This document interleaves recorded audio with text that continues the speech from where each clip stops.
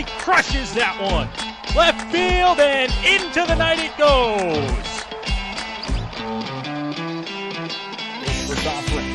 Deep shot, and that is deep to left field, and that is way gone here at the stadium. It is 6-1 for the Majors. Here's the 1-2. Jaco drives that one to left field and deep. Moving back on it to left fielder Burnside to the warning track. That ball is gone. Hayden Jaco sends one out to left field, and the Majors take a 1-0 lead. Byron drives it to right field and deep. Back it goes. Warning track wall. Goodbye baseball. Byron right side hits one out to Riverside Drive.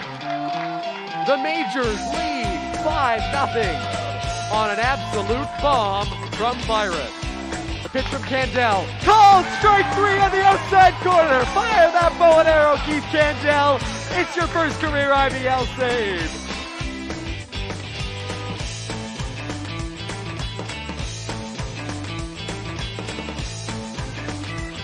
And no doubt about that one. Good evening, London Majors fans, and welcome to Labatt Memorial Park. London Majors baseball here on Majors TV. An absolutely gorgeous night for baseball as we finish off the home schedule here for the 2021 Intercounty Baseball League regular season. I'm Noah Smith, Dylan Baker with me here as we welcome you to Labatt Park. And Dylan, an exciting matchup for us tonight as the Brantford Red Sox are in town. Yeah, it sure is, Noah. The Brantford Red Sox come to town for the second time this year. It's the fifth matchup and final matchup between the two teams, though. The Majors have had a stranglehold on the season series. They've won every game they've played against the Red Sox, and a lot of them in blowout fashion, with the exception of the first game that was closer at 8-2. It's been games like 16-6, 18-4, 10-4. Games like that we've seen played between the Majors and the Red Sox all season long. But this Brantford team is on the upswing. They've been hot as of late. They've climbed their way out of last place in the Intercounty Baseball League. They are now ahead of Hamilton in 6th in the IBL. So they'll look to continue that climb. The Majors, who have already clinched the pennant, they'll need to continue that urgency right now and in this ball game, because Brantford is going to be pressing all throughout as they try to continue to move up. It's very close in the IBL right now. Two very different kind of stories going into this game. Of course, London's clinched first in the IBL standings. They have that very important first round bye, so they might be off the gas pedal a little bit in this ball game, thinking that they can rest up, don't do anything that's going to get you hurt, focus on round 2 when you're going to await your opponent. Whereas Brantford, they're still in a playoff hunt. They're looking to try and boost their positions in the IBL playoffs, and this is an important ball game for them. So we're going to see how this ball game unfolds. Luckily for the Majors, they'll be sending their ace to the mound. They sure will. Pedro de los Santos will take the hill for the London Majors in today's ball game. Pedro has had a fantastic year this year for the Majors, as you see on your screen there. 6-2, 2.30 ERA, 7.67 K per 9, 5.68 walk per 9. A little bit elevated, but he's been dominant all year long for the Majors. He'll take on Mac Major for the Red Sox, 1-3, 5.60 ERA, a 4 strikeout per 9, and then a 2.03 walks per 9. He doesn't strike out a lot of guys, but he doesn't walk a lot of guys either. He's very efficient. He commands the strike zone very well, so it should be an intriguing matchup. We're going to see how the London Majors bats do against Mac Major here tonight. And Pedro de los Santos, of course, getting what will be his final start of this 2021 regular season for the London Majors. And then he'll rest up, and you imagine we'll see him in Game 1, if not Game 2 of that second round, when the London Majors get to take on whoever they take on. Dylan, let's take a look at for the visiting Brantford Red Sox first here. Mike DeLuca will lead things off. And then you look at this Red Sox team, who you've mentioned is surging a little bit here later on in this season. Yeah, you'll see these averages are in good spots. It's DeLuca, Sutherland, Morello. Morello hitting .353. He's on top of the team in that category. Then Jason Pineda, who has come over recently and been a great bat for them. Nick Burdett, who's always reliable. Robbie Gauthier, also over 300. Jacob Reed, right around there. He's playing second base. Roger Keane and Zach Lamprilla round things out.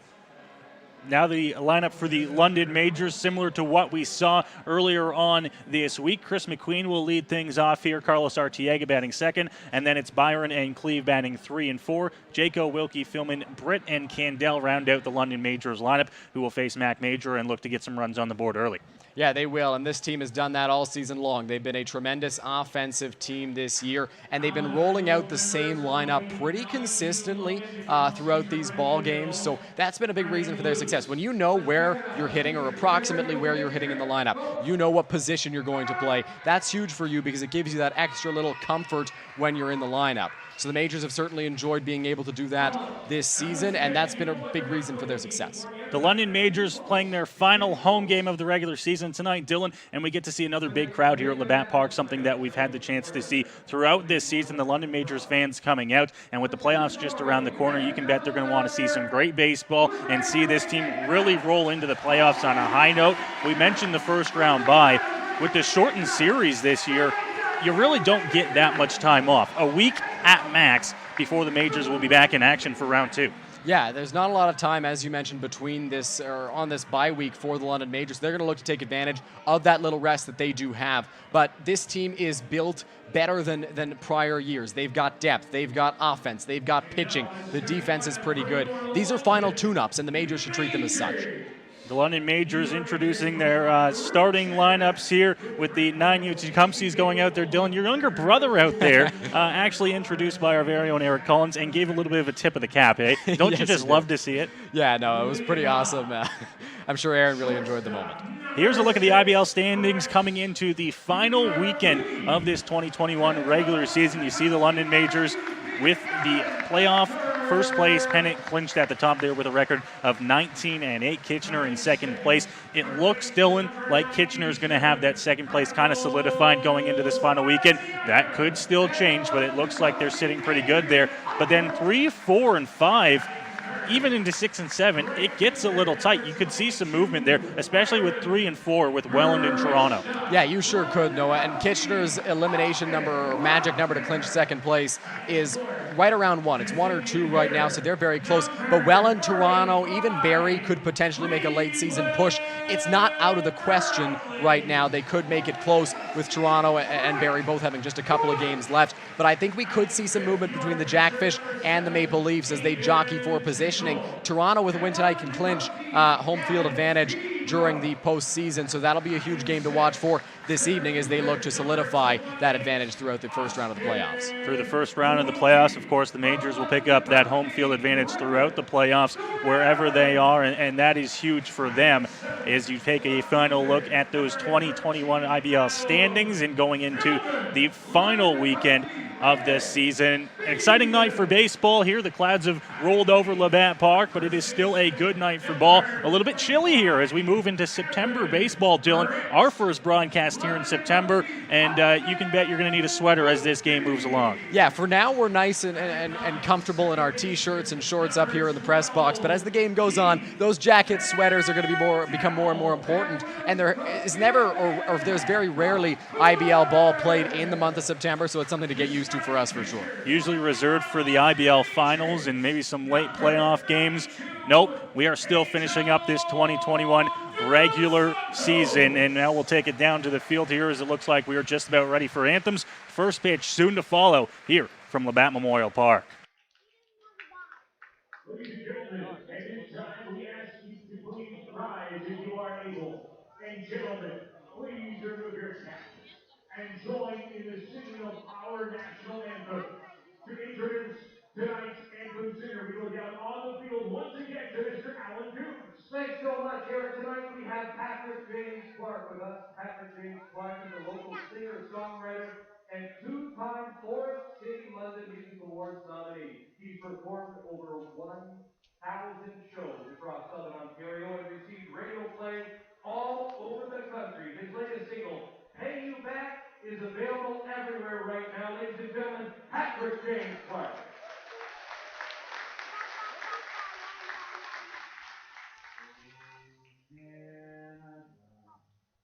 Our home and native land, through hatred, love, in all of us command.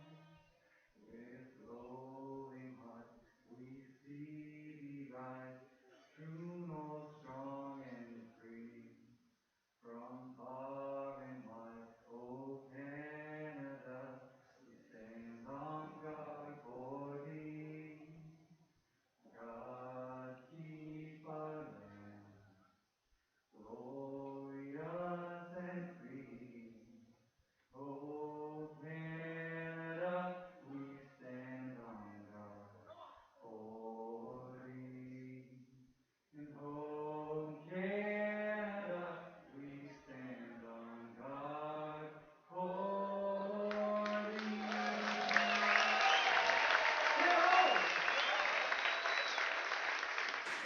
So that'll do it for the anthems, and we are just about ready for baseball here at Labatt Memorial Park in London. Thank you and welcome to Majors TV coverage of London Majors baseball. It's the Brantford Red Sox and your London Majors here at Labatt Memorial Park. Noah Smith, Dylan Baker calling the action for you, and a nice night for baseball, Dylan. Yeah, we'll see if it's still nice as the game goes on. Maybe things will cool down a little bit at Labatt Memorial Park, but for now at least it's awesome. It's beautiful weather for baseball. I think everybody in the ballpark is ready for a good ball game. The place is pretty packed, and we talked about it off the top.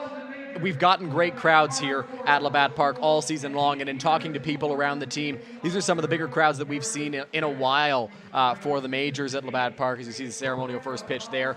The fans are excited. We're excited up here in the press box. I'm sure the teams are excited, and we're just itching for baseball now. Itching for baseball and ready to get this one underway shortly.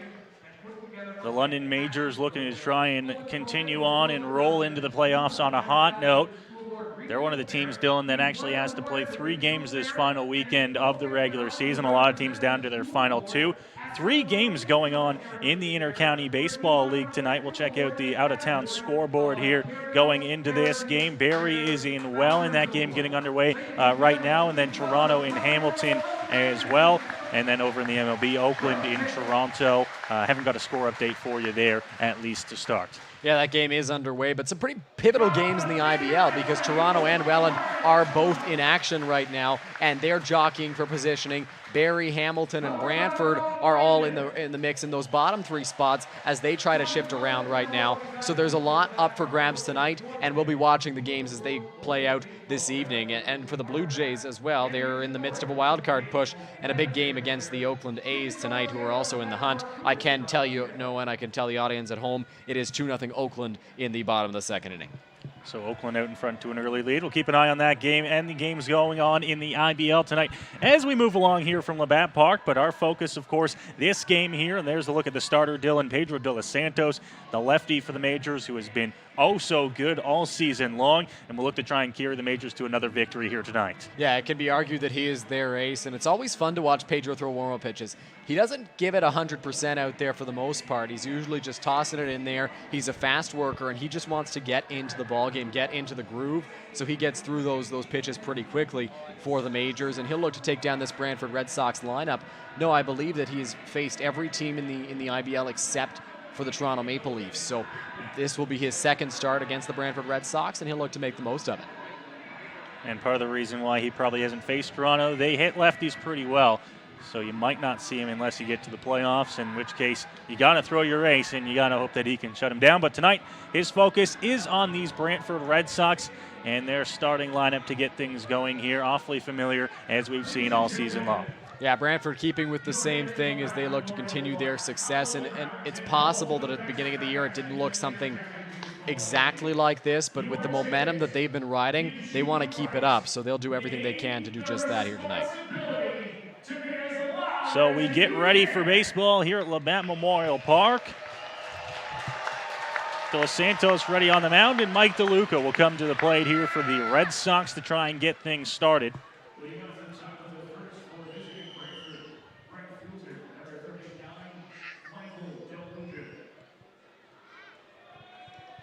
DeLuca, one of the better hitters in this Brantford order this season, hitting .287 on the year in 25 games played. He's got a home run as well, 11 driven in. 9 walks to 33 strikeouts. The strikeouts have been a problem for DeLuca. We'll see how Pedro works against him. So Pedro ready to get this ball game underway. The first pitch hit on the ground over to shortstop. Picked up on hop, the throw over to 1, and that one's going to get past Britton, go all the way to the Sox dugout and into the Sox dugout. Out of play. And DeLuca is going to be aboard on second on the first pitch of this ball game. Yeah, DeLuca is able to reach on the error there. We'll see if the error is charged to the first baseman or the shortstop in that case. It was a hard hit ball to Chris McQueen, but it was right at him, so you'd expect that's a play he will make. The throw was in the dirt, and Evan Britt just couldn't scoop it as he reached out on the backhand. Had to come up throwing rather quickly with DeLuca coming down the line. Of course, the Sox leadoff hitter. He can run, and you got to make sure you get that throw in time. It would have been in time as well had Britt been able to get the glove on it. But he was unable to, and now the Sox are working early here, leadoff man on. in the top of the first. Yeah, not only is he on Noah, but he's in scoring position, and a base hit into center field likely puts him home. So a good spot for the Red Sox to get on the board early. So Liam Sutherland to the plate here for the Sox, and quickly it's 2-0 as De Los Santos falling behind. See how he bounces back after the leadoff man reaching. That one across for a strike to get him back into this count. Good to see that Pedro found the zone there. He's got to work ahead of Sutherland, who is right around the top of these Brantford Red Sox hitters this season. That one up and in on Sutherland. Backs him off the plate a little bit. One thing that Pedro de los Santos has done all year long, really, he has hit his fair share of batters. He's got 13 hit by pitches in just 8 games started this season. Didn't have any in his last start, but that was just the second time this year he's done that where he hasn't hit a batter in a start. This one hit over to second on a line and caught by Candel at second, and that'll be the first out. Good job by De Los Santos to bounce back and get that first out of the inning. A good play by Keith Candel as well, because sometimes those can be tricky with the way that they come at you. They're not hit overly hard. They're just kind of flared towards the second baseman. Sometimes you don't know whether you got to go back, whether you want to play it off a bounce perhaps, if you don't think you're going to be able to make it. But he did a good job handling that one, making the grab. And like you mentioned, Pedro got in on the hands of Sutherland, gave him a tough pitch to hit, and results in an out. Pitch from Pedro, squaring around, getting this one down, and it's a good one. No play behind the plate for Jayco, and it'll be a bunt base hit to put runners at the corners. Yeah, really good bunt from Gianfranco Morello, the center fielder for the Brantford Red Sox. Did a great job putting that one down. Found the perfect spot for it, and Carlos Artiega wasn't too far in on the play, so he couldn't make a play on that. Hayden Jayco had a long way to run. Just didn't work out for the Majors, but a really well-placed and well-executed bunt by Brantford and Gianfranco Morello.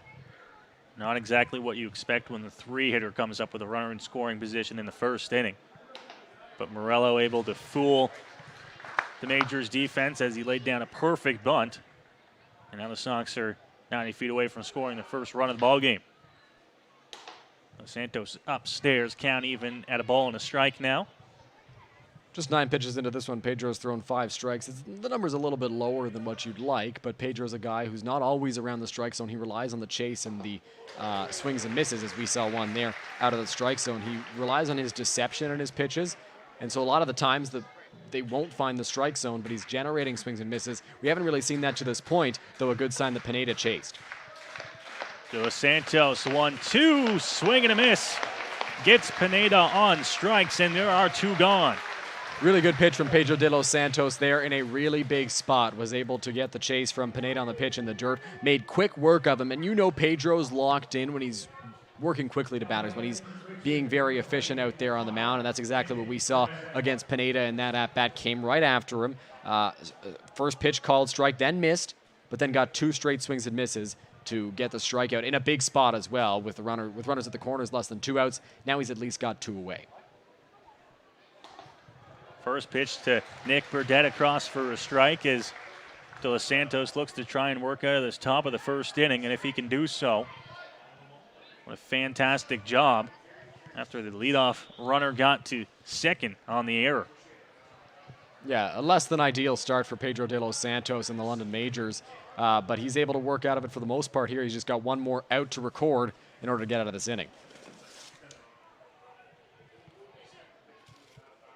De Los Santos to the plate. This one hit on the ground. McQueen throw in time to get him at first base, and that will retire the side. Good play there by Chris McQueen as he ranged over to get that ball that was slowly hit, then executed a strong throw to first base to get the final out of this inning. Good job by Pedro de los Santos staying calm, and he was able to work out of that one, so a good job by the Majors in that inning.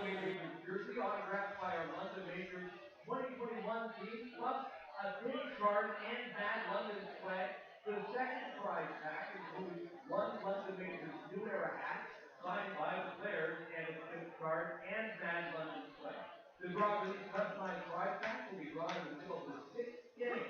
Please remember, make safety part of your weekend plan, drive shoulder, or arrange a silver prize. Tonight we'll give away 2 free passes to the Black Heritage.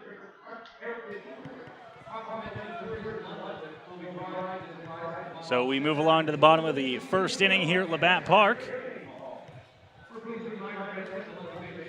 Get a look there at the starting pitcher, Mac Major, for the Brantford Red Sox. Yeah, Mac Major this season has caught a few innings for Brantford. He's one of their catchers, and he's also pitched quite a bit. He's this season for Brantford. I believe he's been in around 10 games. Some of them start, some of them relief appearances. He is very flexible for these Brantford Red Sox, and he's been a big piece of their pitching staff this year, despite the fact that, oftentimes he will be behind the plate. He's played a big role on the mound, and that's been a reason that Brantford has had the resurgence that they've had this season, his contributions to the team. And he'll be tasked with facing this London Majors lineup in the bottom of the first after his team failed to get the run across. It looked good for the Sox early. Leadoff man got on the air, reached second base. They were able to get runners on the corners with just one out. But Dylan, that's as far as they would get him. As a strikeout and a ground out ended the inning for Pedro de los Santos on the mound. Yeah, Pedro was doing a great job of working out of trouble there for the London Majors after the error put him in a less than ideal, less than favorable position to start the game. He did a really good job working out of it. Also, I'd like to add that Mackenzie Major has not caught any innings this season for the Brantford Red Sox, so I apologize. Got mixed up there. He's only been a pitcher, 10 games, 3 starts, 1-3 with a 5.60 ERA. So Chris McQueen to lead things off here in the bottom of the first for the London Majors. McQueen taking his time to dig into that left-hand batter's box, as he does so many times to lead off the bottom of the first inning. Coach Stantz will watch that first one miss outside. It's 1-0.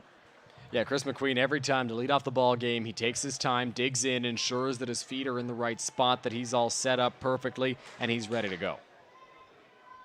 Major to the plate. That one going to miss as well. So McQueen works the count in his favor, 2-0.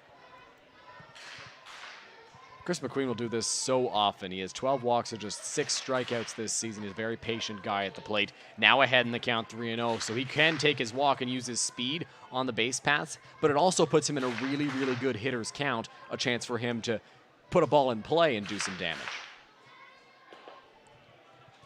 Major's 3-0 pitches there for a strike, and he's back into the count a little bit here. Chris McQueen still in control at 3-1. No, I think no way you give Chris McQueen the green light in that scenario. Mackenzie Major comes into the ball game, throws 3 straight balls. There's a 4th as McQueen will reach first base with a walk. Just in that spot, you come right out there and you throw 3 pitches that miss the strike zone. You don't really want to give McQueen the green light. See if he can take the walk. Major was able to find the zone for 1 pitch, but then worked right back out of it, and McQueen reaches first base. Well, with Major missing on the first 3 pitches of the ball game, and McQueen, a guy that is so good at fighting off 2-strike pitches, even though he comes back with a strike on 3-0, Dylan, I don't know if you want him swinging on 3-1. Yeah. Obviously, you leave that up to him, but I think in McQueen's head, he's probably going to take, and he knows that he can battle with 2 strikes. Yeah, that confidence in your own abilities with 2 strikes is so huge, and McQueen is certainly able to do that as that one misses again. So that's 5 balls for Major to start this ball game with just 1 strike. Chris McQueen's a guy that I would trust to give the green light on 3-1 in that situation. On 3-0, though, I don't think I give anybody the green light in that spot just because of the way Major started the game. McQueen, a fantastic leadoff hitter, will get on base, and now he's off, but it's going to be fouled out of play by Carlos Artiaga. It looked like the hit and run was on there. Yeah, hit and run was on, and I think Chris McQueen would have likely been safe if Carlos didn't put that ball in play or into foul territory. He got a great jump, and Mackenzie Major didn't do a great job of holding him on out there on the mound. He kind of slowly went to the plate with his leg, so I think McQueen was there if Carlos doesn't get a piece of that. Got to be watching McQueen when he's on. He's got the speed, and you know he'll run if he gets the chance. 13 stolen bases this season, are tied for 2nd in the IBL. Pitch outside. McQueen is off, and he's into second with a stolen base. So that's what the leadoff walk can do to you when it's Chris McQueen. Quickly moves himself up into scoring position. Yeah, Chris McQueen, I think you often say it, Noel, turn that into a double because of his speed. He's able to steal second base pretty consistently, and we see another example of it there, getting to 14 stolen bases. He's 2 off the lead now. Dane Tofflin to the well, and Jackfish leads in that category. Artiaga rips one into left field. McQueen getting the wave from Brent Wales at third. The throw home is on the money, the tag, and they got him. What a throw from left field, and McQueen is gunned down at the plate. Really good throw from the left fielder, Liam Sutherland. I don't know if Brent Wales knew the arm that Sutherland had. Chris McQueen is pleading his case to the home plate umpire right now, saying that the catcher was blocking the plate, I believe, is what McQueen's trying to argue at the moment. And Roop Chanadad is out there as well, as some of the umpires coming in just to talk and ensure the situation gets diffused very quickly. But a really strong throw from Liam Sutherland out in left field. Did a great job getting on that ball quickly. Carlos hit it really hard, and he's able to move up to second on the throw, but the Majors don't score a run as Roop continues to plead his case to the umpire there. McQueen, the throw definitely beat him to the plate, Dylan. Oh, yeah. It was there. Now, as you mentioned, Roop and Chris McQueen having a conversation about whether the catcher was blocking the plate, blocking McQueen's route to the plate. I don't think they're going to have much of a fight there. And it's going to result in Arteaga and McQueen switching spots with now one gone in the inning. And Byron Reichstein to the plate. Yeah, unfortunate for the Majors because you would take that chance normally. Chris McQueen, one of your speedsters. It's the first inning. You're not really sure what to expect. And Carlos put the ball in play very hard. I think if it was hit a little bit slower, McQueen scores because Sutherland has a longer distance to travel to get to that ball. But it just didn't work out for the Majors. Not a bad send, though. Curveball missing outside 1-0 here to Reichstein. I agree, Dylan. I think with McQueen running, you send him. And the Majors have been banking on that all season long. As now Reichstein drives that one into deep center field. Back, and there to make the grab. Arteaga tags and will head to third. And that is where he will stop with now two gone in the inning. Yeah, Carlos took a big turn towards third base. He thought about trying to score, but realized he wouldn't be able to. Brent Wales threw up the stop sign for him. Byron put a charge into that ball. If it wasn't to the deepest part of the ballpark, no, I think it might have a shot at getting out down the right field line if Byron was able to pull that one, but was unable to do so. And he does move the runner up, but now because of the out at the plate, there are two away as Cleveland Brownlee steps up to the plate. So Cleveland Brownlee will come to the plate here for the Majors with a run just 90 feet away. Two gone, though, in the inning. And you can always tell when Cleve comes to the plate, Dylan. He gets the biggest round of applause by far of any Majors player. Everybody knows Cleveland. First pitch off speed there for a strike, so Major able to get ahead of Brownlee here. It's 0-1. Cleveland didn't look like he had any intention of swinging at that pitch. Was taking all the way and falls behind now, though. Now the 0-1 in the dirt. Brownlee able to hold up, and Arteaga actually thought about coming home on that one. They appealed down, and no, they say Cleve went around. Oh, boy. I don't know if I agree with that call, no. I don't think he went around. And Cleveland's going to plead his case to the home plate umpire. I mean, I think his body certainly went forward. His momentum was taking him forward, but I don't think the bat crossed. His shoulder might have, but the bat didn't look like it crossed the plate. So bad luck for the Majors in Cleveland. Now he's down 0-2 with two out. That puts the Majors in a very different spot than if it's 1-1 with two away and the runner at third base. Major now to the plate. Brownlee fights this one off, fouls it back to the screen, and that one will take a hop out of play. So we'll have to redo the 0-2 pitch, and really changes the at-bat for Cleve when that ball goes the other way. Absolutely, it does. I mean, you got to protect the plate now if you're Cleveland Brownlee, because you don't want to go down on strikes to the runner at third by just looking at a pitch. You got to go after anything close, and that's exactly what he did there. If that 0-1 pitch gets called a ball, maybe he doesn't swing at that pitch above the strike zone, and he puts himself in a better spot at 2-1, but completely different at bat now. Now straight back to the screen. That one fouled off again by Brownlee.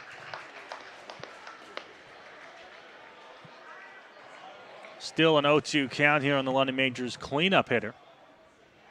Worth noting, Cleveland hitting .306 this year with runners in scoring position for the Majors. We'll see if he can come up in the clutch again. Going to have to do so from the 0-2 hole. This one inside, it's going to hit him. So Cleveland, after getting a call not his way, will get to reach first base on the hit by pitch. Sure, he'll chat with the first base umpire. about that swing call as well now that he's over there. And sure enough, he does. Having a conversation there, although he's got that big smile on his face, Dylan.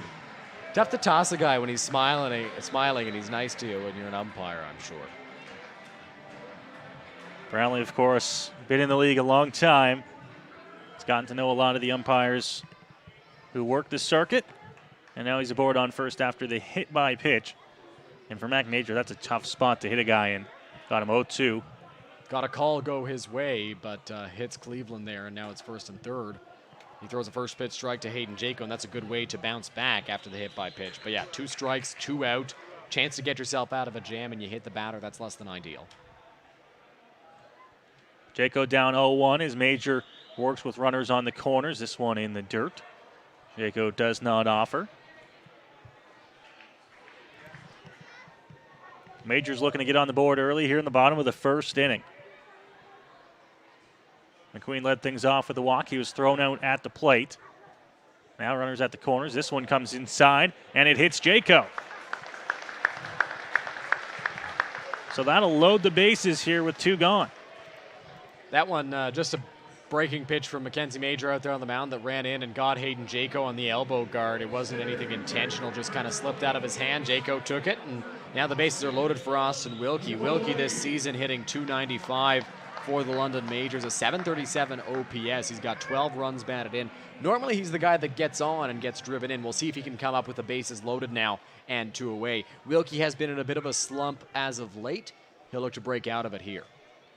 So a big spot for Wilkie here on the bottom of the first. Major to the plate. That one fouled off. Bases loaded with 2 gone. It's Arteaga at third, Brownlee at second, and Jaco at first.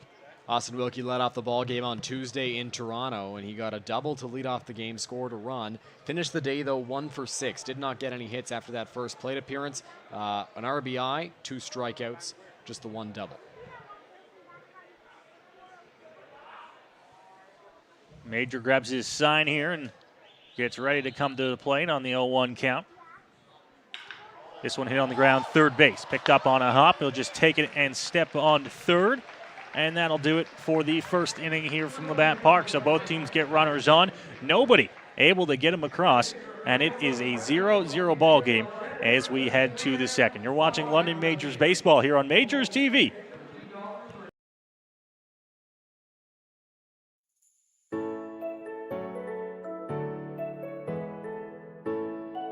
Welcome to Modern Health and Performance. The MHP team here provides patient-centered care custom to your needs. One-on-one treatment, assessing and treating the cause. Get back to doing what you love.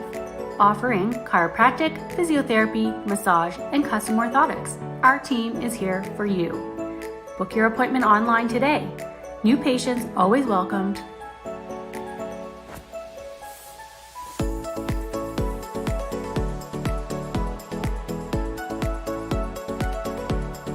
Dr. Alex Colson, official chiropractor of the London Majors. I'm looking for the silver lining, so tell me where it hides. I know I got some lightning, currents running through me. I found that silver lining on the inside of me, yeah. Welcome to Labatt Park, the world's oldest baseball grounds. Don't miss your chance to walk the baseball's most legendary players. View artifacts inside the original clubhouse.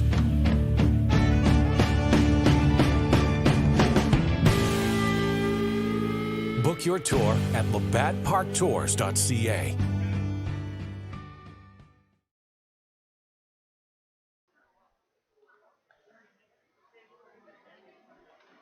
Well, we welcome you back to Labatt Memorial Park here as we continue on with this ball game. Top of the second inning here. Pedro De Los Santos on the mound for the Majors. You see on your screen there a hit apiece in the first inning, Dylan, but neither team able to get a run across. Yeah, Majors came closer than Brantford, though both teams had runners in scoring position, weren't able to come up in the big time. Carlos Arteaga hit a ball hard into left field, but Liam Sutherland with a perfect throw home to retire Chris McQueen. for the first out of the inning, and then the Majors loaded the bases, but Austin Wilkie unable to come up and played at least one run. So still no score despite the hit apiece in the first inning. De Los Santos ready on the mound. That one going to be called a strike to start the second inning. Catches the outside edge. It's 0-1.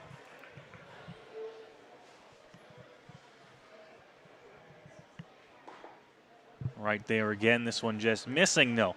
A ball and a strike here, and De Los Santos, Dylan, you can tell when he's feeling all right on the mound there. He works awfully quick. Gets the ball back, and he's ready to go once again. Now this one hit shallow right field. Reichstein coming on, and he's going to be there to make the catch. And there is one gone. Good play there by Byron Reichstein, ranging in from right field, trying to make that grab. I thought for a second maybe Keith Candell had the best shot at it. It was a little bit too deep for him, and Byron was able to save the day, make the grab. Nice job there on the run for the first out, and Pedro's got a leadoff out here in the second inning, which is more than he can say for the first, although it was close. It was just the error that allowed the Brantford Red Sox to get a base runner. Gets ahead here with a strike. 0-1. Dos Santos, as we mentioned, working quick. He's right there again. Quickly 0-2 now. In an 0-2 count as a lefty hitter against a guy like Pedro de Los Santos, that puts you in a really tough spot. Pedro's got a lot of different options. We'll see if he can get a strikeout here from Reed. In the dirt, and Jaco got a glove on it to keep that in front of him at least. It's a ball and 2 strikes here on Reed, who's looking to try and start things with one gone in the top of the second inning for this Red Sox team. Playoffs just around the corner, starting mid next week. This one hit on the ground, shortstop. McQueen on a hop. Throw across and in time to get him at first base. McQueen made no mistake on that one, and there's 2 gone. Great play there by Chris McQueen. Kind of took a short hop on him. He was able to snare it on the backhand and throw it over to first base for the second out of the second inning. Pedro only with the 1 strikeout so far, but he has gotten a lot of ground ball outs. He's generating weak contact, and that's really when Pedro's at his best. You saw the strikeout per 9 total. It's not like Owen Boone's, which is above 10. It's right around 7, which is still very good, but he thrives when he's got those softly hit balls that are put in play. Something that he's done so well this season. He's able to produce those ground balls, and that's how he'll live. When he needs a strikeout, it feels like he can come up with a big one, but for the most part, it's the grounders and little pop-ups. And he's not a guy that'll really blow it by you on the mound. He'll get you to chase on an off-speed outside in the dirt, perhaps. He's got a 1-2 count here, looking to try and put him away with 2 gone. And now a big pause at the top there. Comes to the plate. This one hit on the ground, shortstop McQueen. Takes the hop, throw high, off the bag, and Britt gets back down in time. Nice play by Britt to get back on the bag, and that will end the inning. Chris McQueen with another throw that was a little bit high there that time, despite the other one being low and in the dirt. Evan Britt able to corral this one, reach up, stay on the base in the process, and make the play to retire the side. So the Majors through another scoreless half inning. Chris McQueen, you may see it on your screen there, still talking with the umpire, probably about that slide at home plate, where he feels he wasn't given a lane by Robbie Gauthier, the catcher, as he discusses it with the third base umpire. But a good inning for Pedro de Los Santos there. There wasn't one ball in that inning where I can say that was hit hard. And perhaps Pedro is veering off the game plan a little bit, not in a great spot. Everything was weak contact. A little looper into right field that Byron caught. Soft ground balls to Chris McQueen. Pedro seems to be in the zone at least to start this ball game.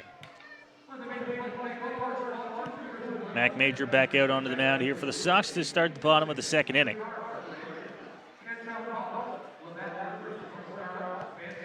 Moving along here at Labatt Park, and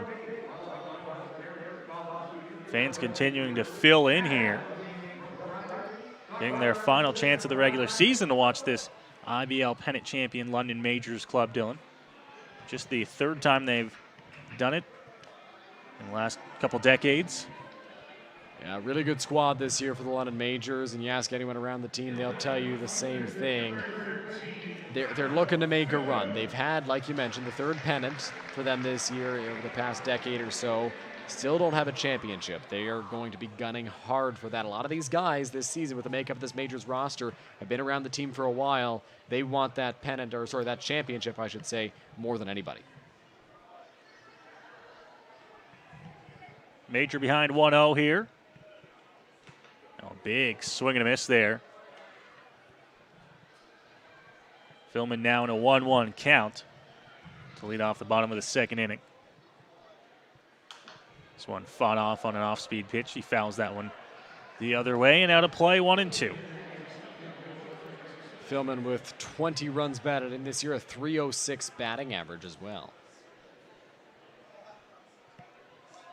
1-2, that one in the dirt. He'll take that one easily.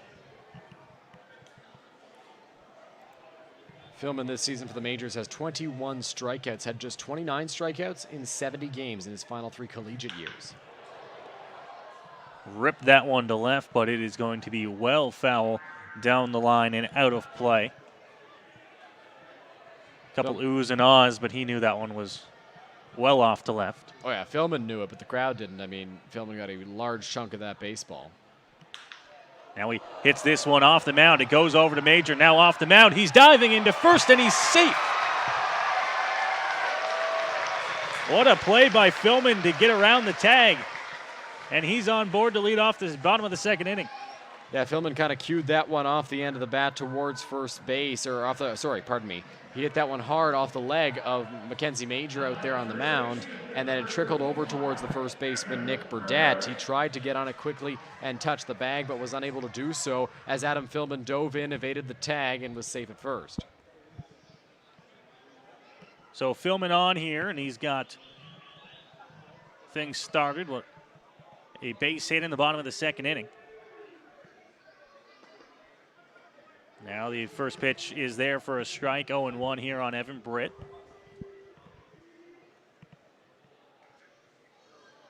Britt, although not having a fantastic season, Dylan, he's getting a lot of chances at the plate. His first 2 home runs of his IBL career coming this year. Yeah, home run against the Brantford Red Sox actually in Brantford, and then on Tuesday at Christie Pitts in Toronto. So he's had a lot of opportunities at the plate, and he's taken advantage with 2 home runs. He'd like to see that batting average a little higher, I'm sure. On the outer edge, Britt doesn't like the call, but it's there for a strike. 0-2 now. A couple of groans from the fans after that pitch. Looked like it may have been off the plate a little bit, but close enough to the corner to get the call from the home plate umpire.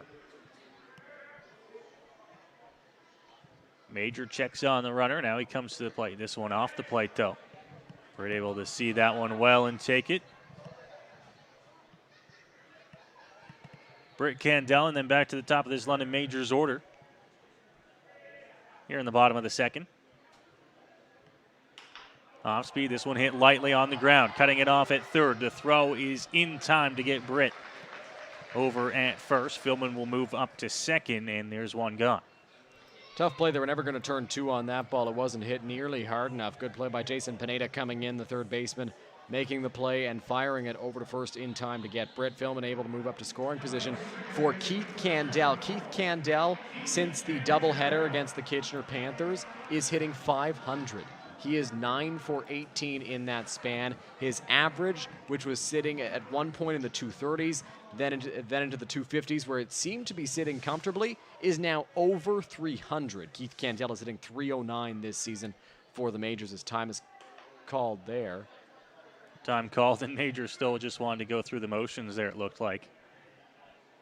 Although, based on where the umpire was pointing, it looked like it was actually called by his own teammate behind the dish. You know, catcher Robbie Gauthier looked like he was the one who called time on that pitch. Major checks on 2, now comes to the dish. That one missing low on Candell. Ball and no strikes. I don't know if you could see his feet on your screen there, but Adam Philman got a really big secondary on that pitch. Secondary lead over at second base. We'll see if he continues to do that, as now the Red Sox seem to be holding him a little bit closer. Still getting a good secondary off the bag as that one missing upstairs. 2 balls and no strikes here. As mentioned, Chris McQueen on deck here for the Majors, top of the order. Major ready to come with 2-0 pitch to Candell. This one. Now the throw back, and it's going to go off of Philman and into shallow right. Philman's going to take off and go for third, and he's going to be in there without a throw.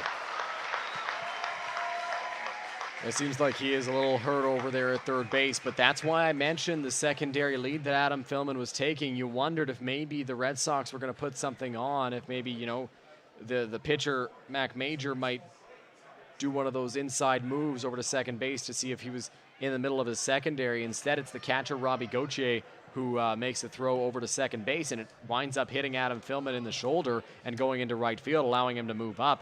But just the way, just how far he was getting off the bag, you knew something had to be coming, because the Red Sox, they cannot let him get that far. If it's a ball to the outfield, for example, the one that Chris McQueen was thrown out on, Philman scores simply because of how good that secondary was. Gauthier with a smart attempt at a play there, trying to throw him out, but it just didn't work out. 3-0 to Candell there for a strike. Had the green light all the way, it looked like, on that one. Pardon me, the red light. Now ready Major to the plate. This one fouled off by Candell. Now a full count to Keith Candell with runner with one out, I should say. Normally you'd wonder if there was a runner in a different spot, if the Majors put him in motion, but with Philman at third, obviously he can't steal home without a risk. So we'll see what Candell's able to do as he tries to cash him here.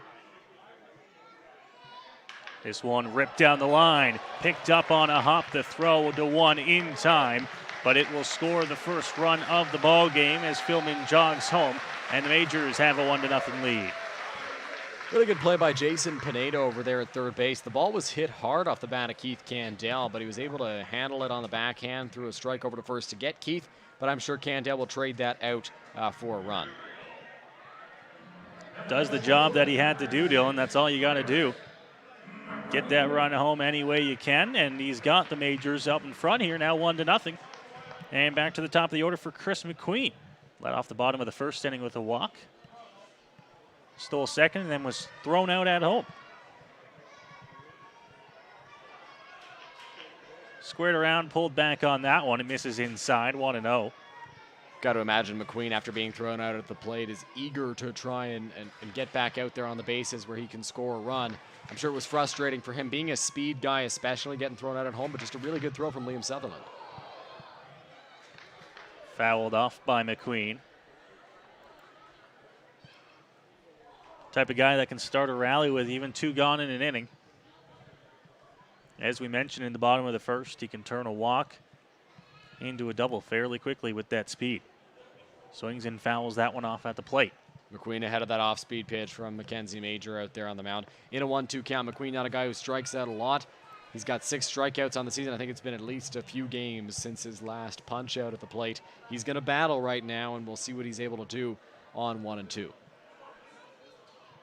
1-2 here, Major to the plate. This one hit on the ground over to second base.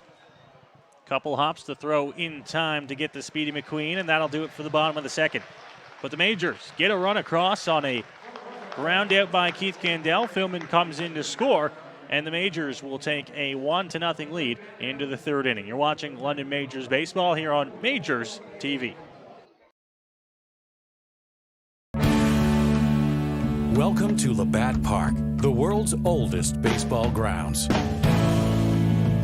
Don't miss your chance to walk the same field as some of baseball's most legendary players. View artifacts inside the original clubhouse.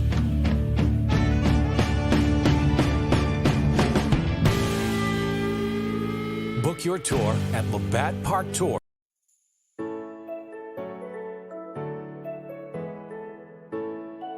Welcome to Modern Health and Performance. The MHP team here provides patient-centered care custom to your needs. One-on-one treatment, assessing and treating the cause. Get back to doing what you love. Offering chiropractic, physiotherapy, massage, and custom orthotics. Our team is here for you. Book your appointment online today. New patients always welcomed.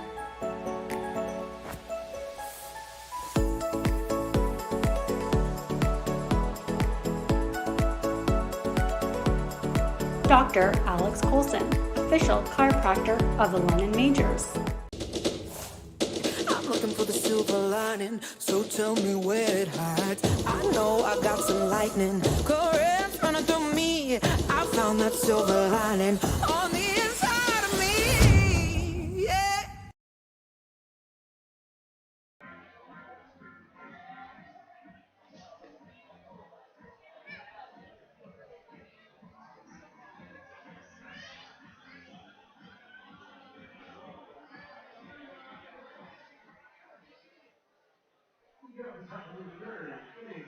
Well, welcome you back to Labatt Park here. Pedro de los Santos on the mound, and we'll get set for the top of the third inning.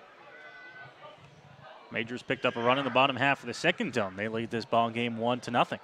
Yeah, Keith Candell with the ground ball to third base that was able to score Adam Philman, who moved up, and that base running aggressiveness led to an error or mistake defensively from the Brantford Red Sox, and that allowed Philman to move to third and then score on the Candell ground ball as that one misses high. Picking up that extra 90 feet is so huge, and because Philman took enough steps off of second base, it drew a throw from the Brantford Red Sox, and that allowed him to move to third. There for a strike. A ball and a strike here for Pedro de los Santos.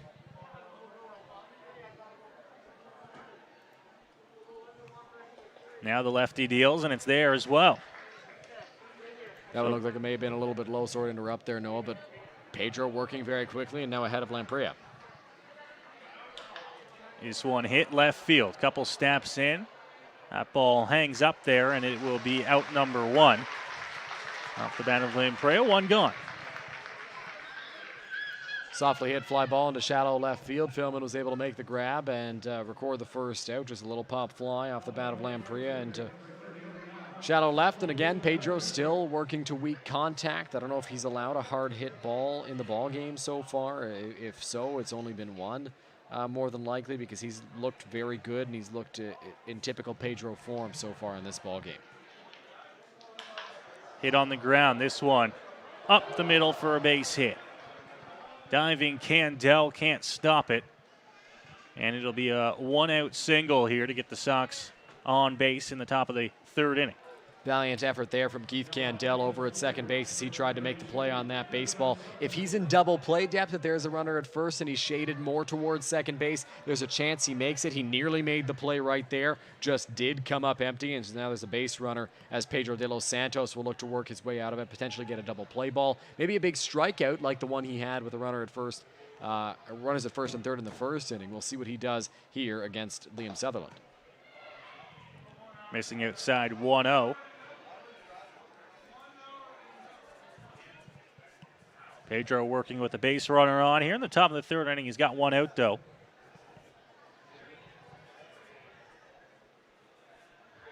Checks on him and comes to the plate, missing again. 2 balls and no strikes. Not ideal for Pedro de los Santos, allowing Sutherland into a hitter's count here with a runner at first base. Last thing you want to do is walk him, put 2 guys on with 1 out, so he's going to have to come in the zone here. Upstairs.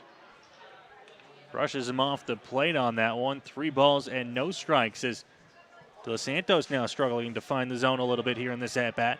It looked like a fastball that just kind of sailed on Pedro de los Santos and went up and in on Sutherland.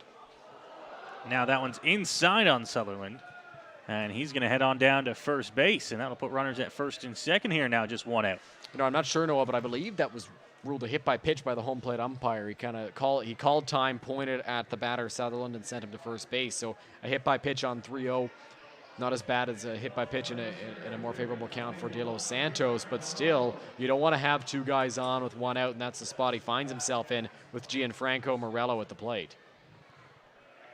Now Morello back in the bottom of the first inning, actually squared around and bunted. Got it down in a perfect spot, just on the third base side of the infield. With 2 guys on, runner at second, Pedro's got to be ready to field his position if he wants to do it again. We'll see if he's a little bit more eager to drive him in with a couple of runners on. Swings and misses at that one, quickly 0-2. Morello, one of several players in this ball game. Couple of Red Sox and Chris McQueen as well for the Majors that have really deep crouched stances in the batter's box. It seems to work for him as he's hitting .353 this year. Swings and fouls that one back to the screen. De Los Santos continuing to keep his pace up here on the top of the third, as he does so frequently when he's on the mound and he starts to get into a little bit of a groove. He just keeps on working, gets the ball back, he's ready to go again. And now on 0-2, he'll check on the runners and get ready for a big pitch. 0-2 just inside, and it's 1-2. No, I was about to bring up the same exact thing about Pedro de los Santos. Despite the fact that he allowed the walk and then hit a batter, that he allowed a base runner and then hit a batter, he didn't let that get him out of his groove. He was still working quickly, and he's way ahead of Morello. Outside count even at 2-2.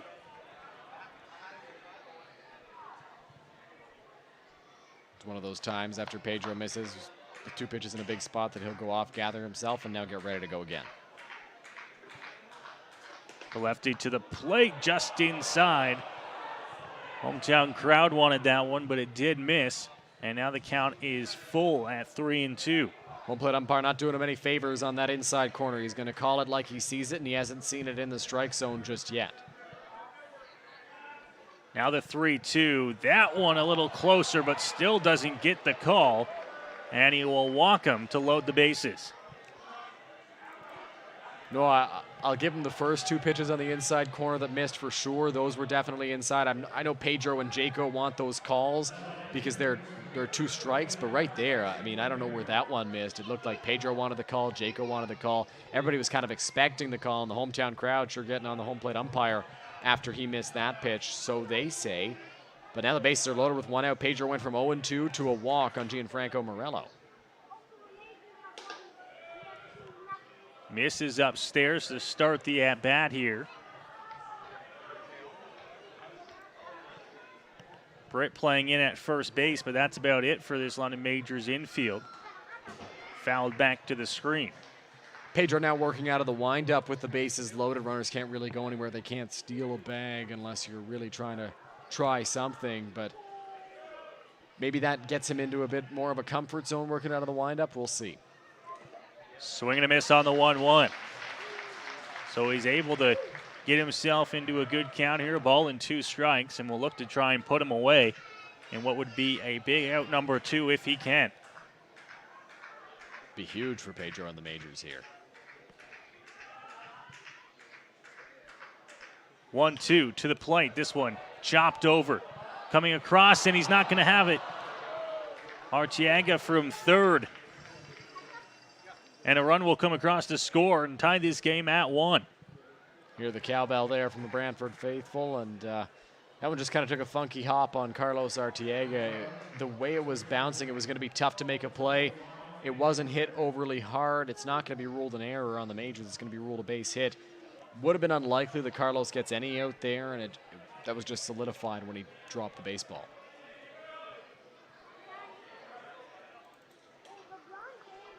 Now Nick Burdett at the plate as he takes ball 1 outside.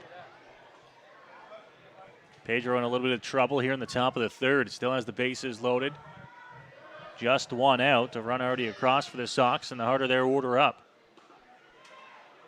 Off the plate, 2-0. Yeah, that one missed the outside corner to Nick Burdett at the plate. Pedro, if he wasn't getting the call on the inside, he's not going to get it on the outside either. Pedro ready again. Here's the 2-0. Burdett on the ground, second base. Candell to McQueen. McQueen back to 1 in time to get him. So Pedro rolls the double play ball, and that'll do it for the top of the 3rd inning. The Sox get 1 back, and we are tied at 1. Huge turn there by the London Majors. Pedro de los Santos able to work his way out of it. Gets Candell to McQueen to Britt, and Nick Burdett running. You've got a better shot at getting that double play. It's exactly what happened there for the Majors. So Pedro does a good job working his way out of that. Does allow the 1 run, but nothing more. Limits the damage after that. So we'll go to the bottom of the 3rd here in London with the score tied at 1. Majors picked up a run in the bottom of the 2nd. Sox responded with one of their own in the top half of the 3rd inning. Pedro de los Santos was able to work out of danger as he rolled a double play ball with the bases loaded. And now we'll go to the bottom of the 3rd. Majors will have a good part of their order up to try and get some more runs across here. Yeah, Carlos Arteaga will lead off the inning. He'll be followed by Byron Reichstein, Cleveland Brownlee. Some would call 2-3-4 the heart of the order, and so the Majors are in a good spot to try and get that run back and regain that 1-run lead.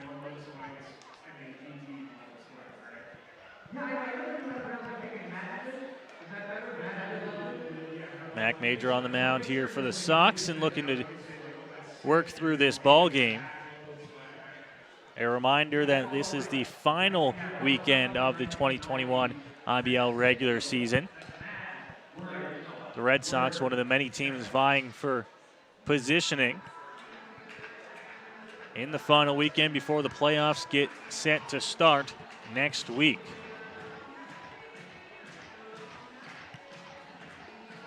Yeah, Brantford has a chance to pick up some ground. They've only got 2 games left this season, one of them here tonight and then in Toronto on Sunday, I should say. They'll look to continue their surge in the standings and put themselves in an even better spot come playoff time. The schedule that went out earlier on that we got to see, Dylan, shows Monday being Labor Day and Tuesday as rainout days for any regular season games that need to be made up. And then the postseason scheduled to start on Thursday night. I think for the most part, Noah, from what I've seen, there are no games scheduled on that Monday as of right now. But if something does occur this weekend, if there's rain this weekend, we'll likely see one of the games pushed to Labor Day just to ensure that everybody can get their full slate of games in. And of course, with the standings as tight as they are, those games, all of them this weekend, going to mean something for one of the 2 clubs involved, you would have to think. If that wasn't the case, then, maybe they don't play the ball game. But with really the standings 2-7 so tight, you'll see as Arteaga swings through that one. It's 1-2. Really good breaking ball there from Mackenzie Major out there on the mound. Got a chase from Carlos. Was a pretty ugly swing, too, way ahead of that one. Did get a piece, just fouled it into the glove of the catcher. Upstairs on Arteaga, 2 balls and 2 strikes now. Arteaga will look to try and lead off the bottom of this 3rd inning and get things started for the Majors as he hits this one into center field. Couple steps over to his left, and he's there for the out, so there's 1 gone. As Arteaga flies out for out number 1. Relatively routine play there for Gianfranco Morello out in center field. Took a couple of steps to his left and was able to make an easy grab on the fly ball from Carlos Arteaga. So now Byron steps up to the plate, and while Byron usually cashes these runners in, he could potentially be a rally starter for the Majors. With Cleveland Brownlee on deck, Hayden Jaco to follow. He's not the only bat in this lineup that can do some damage. He'll look to get on here. Major drops one in there for strike number 1 here on Byron Reichstein. Byron having a season of his own, as that one's there for a strike, 0-2.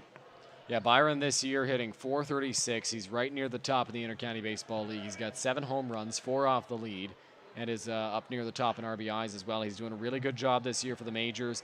He's got an on-base percentage, Noah. Get this, .505 coming into today's game, which means in half of Byron's plate appearances, he reaches base.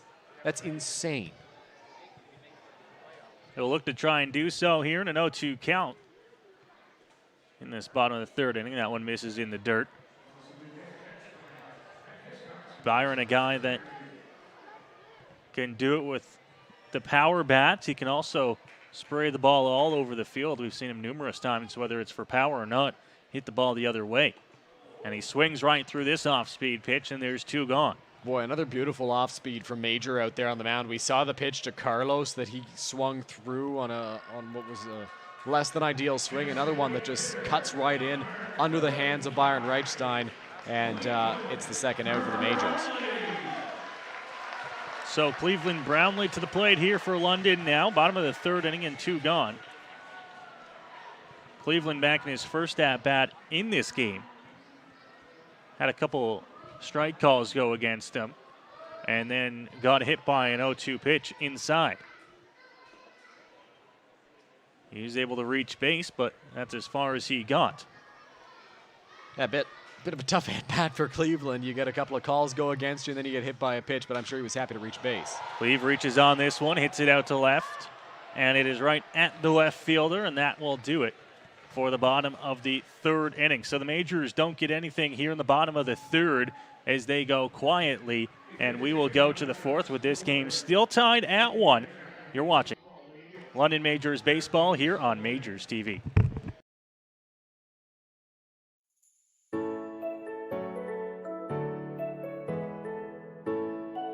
Welcome to Modern Health and Performance. The MHP team here provides patient-centered care custom to your needs.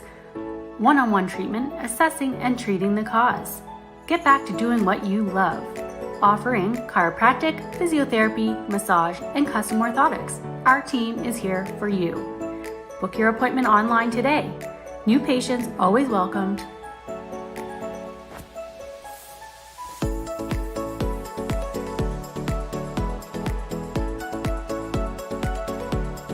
Dr. Alex Coulson, official chiropractor of the London Majors. Welcome to Labatt Park, the world's oldest baseball grounds. Don't miss your chance to walk the same field as some of baseball's most legendary players. View artifacts inside the original clubhouse.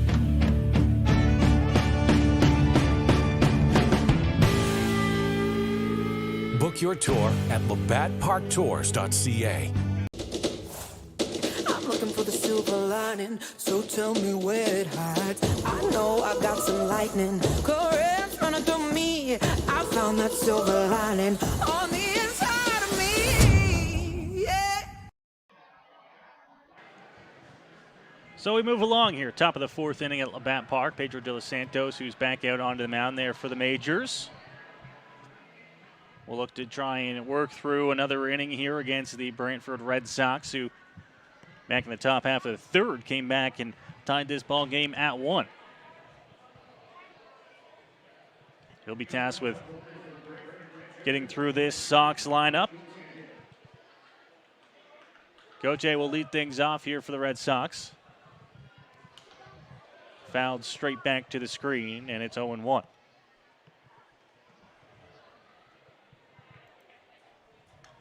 Gauthier, the lefty here for the Sox.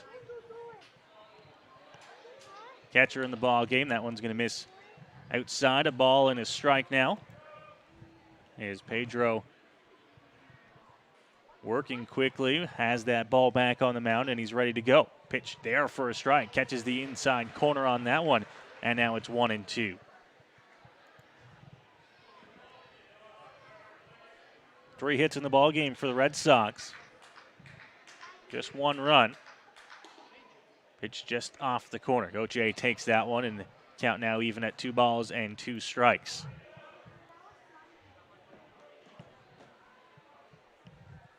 De los Santos again. This one fouled off out of play.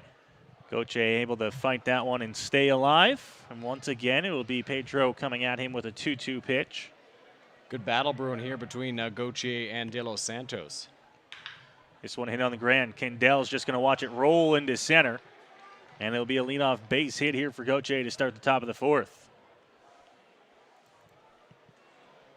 Nothing much Keith Candell could do with that ball. Right up the middle. He was shaded to his right, or to his left, pardon me, to the right side of the field with the lefty up. And it goes right up the middle.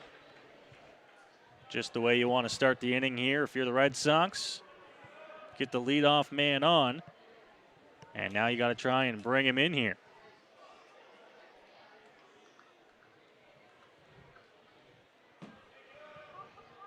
Good spot. They've had the leadoff man on a couple times here. That one inside 1-0. Yeah, Brantford's had the leadoff man on, I believe, in 3 of 4 innings so far in this ball game. The only exception being the second. We'll see if they're able to do something with this one as they were in the last. Pedro checks on the runner. Now comes to the plate. That one in the dirt, blocked by Jaco. 2 balls and no strikes now. De los Santos just missing the strike zone at the moment. He's going to have to zero in here if he wants to get out of this. There for a strike, 2-1. Reed at the plate here, and the 2-1 count. He's got Gauthier on first after the leadoff base hit. Got the Sox started here in this inning. Checks on him. Now comes to the plate. That one misses, 3-1. De los Santos in danger of walking Reed here after allowing the hard ground ball to Gauthier with 2 strikes. Kind of have to throw him a fastball and hope he doesn't hit it. That one outside, and he'll walk him. And so that'll put runners at first and second here. Still nobody out in the top of the fourth. Yeah, and that'll bring Carlos Artiega to the mound, and oftentimes we'll see this between Carlos and Pedro. When Pedro gets into a bit of a jam, Carlos will come see him, try to calm him down, get him to zero in, and get him locked in against these Brantford Red Sox hitters, no matter who he's facing. If he needs a little talking to, Carlos will often be the one to do it from the third base or shortstop position, wherever he's playing on that given day. We'll see if Pedro can now get some outs here. Nobody out and 2 guys on. Fouled off there. So good job there as De Los Santos works ahead 0-1. Well, Keane squaring around a bunt on that pitch there. No, I wonder if he does it again here on 0-1. Now the infield going to go talk to Pedro just to make sure that the bunt defense is in the right spot, because, of course, Carlos Artiega cannot move in on that ball. He has to go play third base. So on a ground ball on a bunt to the right side or left side of the field, pardon me, Pedro De Los Santos has to go field that baseball, and I'm sure that's what's being discussed between McQueen and Artiega. Chris McQueen will likely be at second. Brade will come in. Cantel will go to first, as you see the defense there. I think they were just trying to make sure that Pedro was aware of what would happen in the event Keane gets a bunt down. Keane, the 8-hitter in the order. He squares around early, now pulls back. That one's going to be upstairs. Count will move to 1-1. And with the 8-hitter up here in a sacrifice situation, you're not shocked at all to see the Sox looking to try and put one down here. Behind him, Lamprey, and then the top of the Red Sox order. See, if you can get the top of the order up with still guys in scoring position, whether it's 1 out, 2 out, you'll take it. Squares around, pulls back. That one will miss, 2-1. For Pedro, you just kind of have to let him get the bunt down and hope the defense is in the right position to field the ball and get some outs. You can't keep missing. Last thing you want to do is walk a guy who's trying to give you an out. Ready on 2-1. This one swung on and missed. It'll be a strike, 2-2 now. And that should all but eliminate the bunt play, you would think, but don't rule it out here. The Majors infield looks like they are, though, as they move back on the corners. Now Pedro on the 2-2, called strike 3. Catches the outside edge, and he's down on strikes for the first out of the inning. Good pitch there from Pedro De Los Santos, finding the outside corner, and with 2 strikes, I wondered if maybe they were going to put the bunt on, because sometimes the Majors do, but it didn't look like there were any signs from the third base coach there, so the Majors were willing to take the chance and move back on that ball. Maybe Lamprey bunts in this situation. He's the number 9 hitter with 2 guys on and less than 2 out. With 1 away, the chances are a little lower. That one, although not caught by Jaco there for a strike, and Pedro works ahead 0-1. And now a big at-bat here for the Sox, as you want to make sure that you can get the top of this order, turn the lineup over in this inning. 0-2 after the strike called on the outer edge. With 2 guys on, all you're trying to do is like you mentioned, Noah, turn it over to the top of the order. Let them get a chance, get a crack at things with 2 guys on base, 1 in scoring position. That one gets away from Jaco, and we'll go back to the warning track as he slides in to pick that one up. But fortunately for the Sox and unfortunately for the Majors, that'll take the double play out of the equation. Yeah, that has to completely change the way Pedro approaches this at-bat. He's a guy who can generate soft contact. You don't want to work around Lamprey with the top of the order on deck. You got to go for the strikeout. You got to pitch carefully and try to get swings and misses. The 1-2, swing and a miss. Got him on strikes, and there are 2 gone. Pedro allowed the first 2 guys in the inning to reach, then gets 2 big strikeouts. Now he just needs it out in any manner. The infield can back up and play a little more comfortably. They need to make 1 play to get out of this thing. Still 2 guys in scoring position, though. Pedro did a good job, did not waver despite the wild pitch. The double play being out of order, threw him a fastball. Lamprey late on it as it missed above the zone. Got the chase, though. So now DeLuca will have to try and do it with 2 outs here for the Sox. Really looked once again like they had something going here to start this top of the 4th. But strikeouts of the 8 and 9 batters have made this a 2-out inning, and now a 1-1 count here on DeLuca. DeLuca in the ball game is 1 for 2. Reached on an error in the first inning and then singled last time. Swing and a miss on the soft stuff. 1-2, and now Pedro working to try and work himself out of the jam in the top of the 4th. Big spot here, big pitch on its way for De Los Santos, trying to get out of this. The 1-2, De Los Santos to the plate and fouled off. DeLuca able to stay alive there. I thought for a second, Noah, that he didn't get a piece of that and it got past Hayden Jaco. I thought maybe DeLuca would reach first base because we saw his speed on display in the first inning that pressured Chris McQueen into making an error. But luckily, luckily for the Majors, the home plate umpire signaled it was foul. Fans on their feet trying to get this one through. Fouled off again. Really trying to cheer on De Los Santos here on the 1-2 count to try and set down DeLuca. From the windup, Pedro to the plate. That one inside. Brushed him off. It's 2-2, pardon me. Good battle brewing here between De Los Santos and DeLuca at the plate. We'll see what Pedro comes with now on 2-2. Probably an off-speed. He's got so many of them. To the plate in the dirt. And now the count will move to full here. Yeah, Pedro, maybe you come with a fastball now. On the full count, it got a swing and a miss from Zach Lamprilla. Obviously, him and DeLuca, different hitters. Lamprilla batting ninth, has an average in the ones. DeLuca, not the case, but I think you got to come right after him. 3-2, called, strike three. Got him on the outer edge. DeLuca doesn't like it, but he sets down the side on strikes and gets himself out of a jam. Phenomenal job by Pedro De Los Santos out there on the mound for the Majors. A single on a ground ball to center field. Keith Candell had no shot at getting to that baseball, so now Pedro's got a runner on base. Then loses Jacob Reed to a walk on just 5 pitches. Carlos Artiega comes in, chats with him a little bit. Then Roger Keane squares around a bunt. Pedro's got to know the bunt defense. Chris McQueen, Carlos Artiega communicate that to him. Gets a strikeout of Keane on a called strike, then gets a huge swinging strikeout on Zach Lamprilla on a fastball above the strike zone that gets chased for the second strikeout. And DeLuca, he tested Pedro De Los Santos in his at-bat.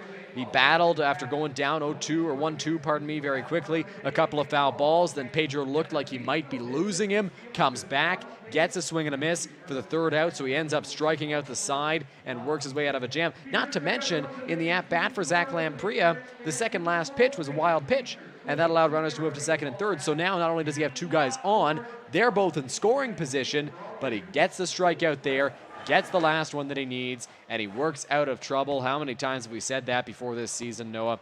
Pedro does his job, and he is very good at when he does get himself into jams, he's able to work out of them very well. So Pedro works out of a jam once again in the top half of the 4th inning.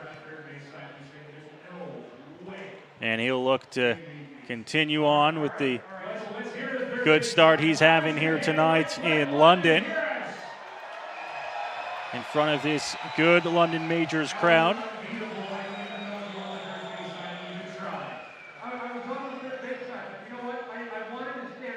Crowd is lively tonight, as it usually is, Noah, for these ball games, these Friday night ball games. We didn't see the same crowd on Monday, but that was a Monday night. As you get a look at the out-of-town scoreboard, Barrie up 3-1 on Welland. That's a meaningful game for the Brantford Red Sox as they jockey for positioning with the Barrie Baycats. Welland trying to keep their hopes alive in the quest for second place. Toronto up 7-6 on Hamilton. The Maple Leafs in a good spot to do something in the standings around the top, and then the Hamilton Cardinals and the Brantford Red Sox in 6th and 7th places right now. If Hamilton loses, Brantford maintains their advantage on them.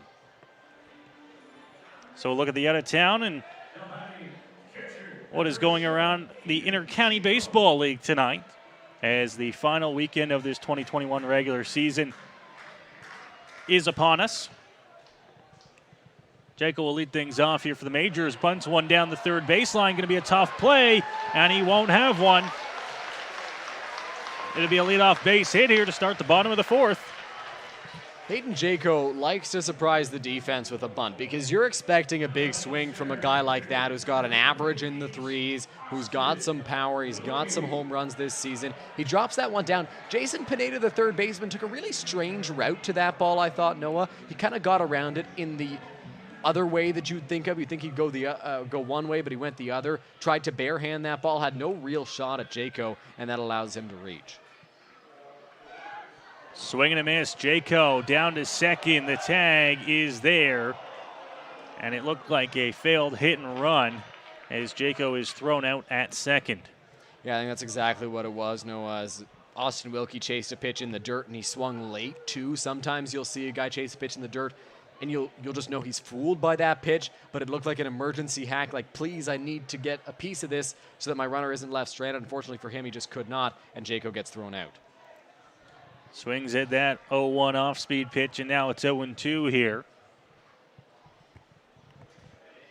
Just what you ordered if you're Major on the mound.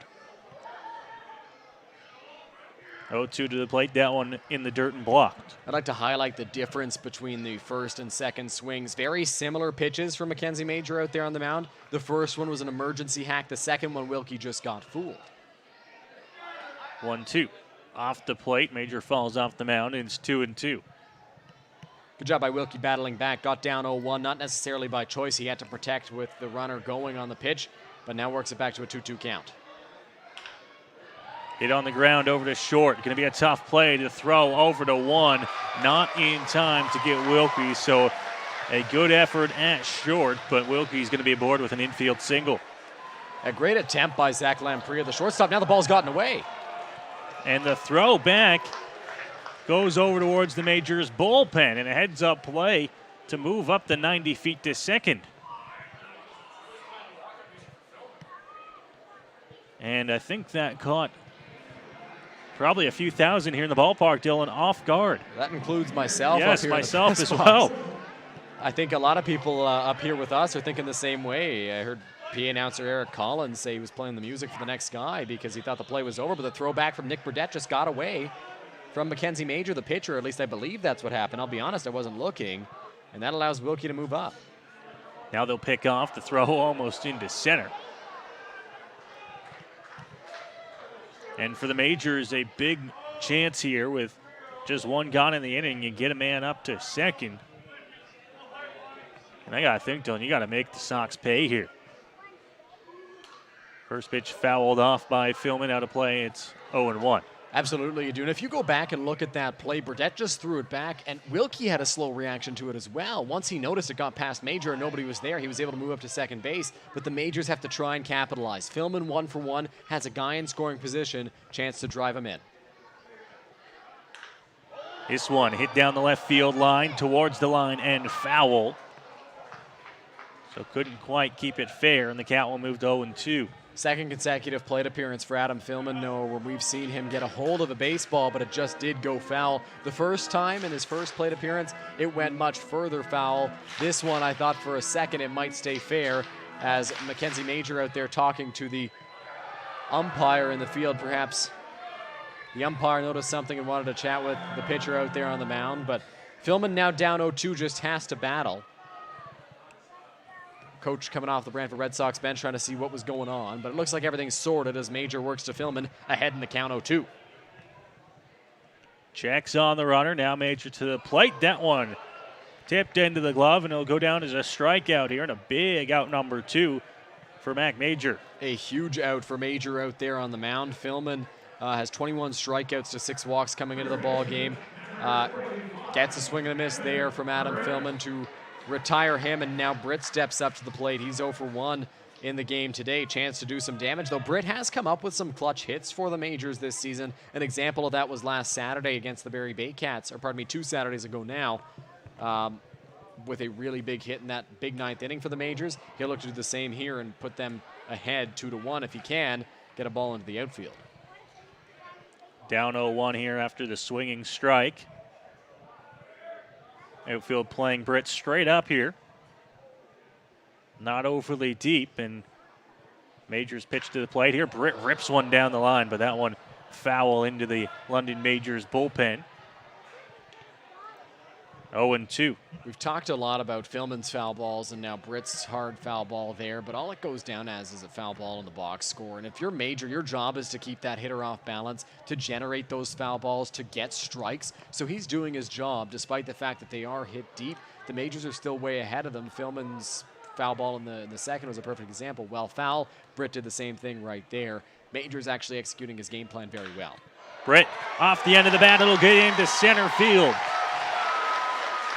They'll wave him around to score, and Evan Britt's got an RBI single. Evan Britt got just enough of that baseball to muscle it over the shortstop Lamprea. He blooped it into shallow center field. It hung up long enough to get over the leaping shortstop, and that allows Britt to reach. That allows Wilkie to score. I talked about Britt's ability to come up in those big situations. He's done it before for the Majors, and he does it again right there, lifting it into center field. So we'll get a mound visit now for the Brantford Red Sox. Third baseman, catcher, coach, and Mackenzie Majors, the pitcher, all converging. Runner at first, 2 out. If you're Major, you just have to focus, zone in, make sure you execute your pitch here to Keith Candell. You're one good pitch away from getting out of this inning. If you get a ground ball, a pop-up, a strikeout, doesn't matter how you get out of this, you just need an out. Just need 1 out, and then you're done. So Major's just getting a talking to right now, being told, hey, 0 in, let's get us out of this thing. Don't let Britt, the runner at first, come around to score. Now the conversation continuing on the mound there.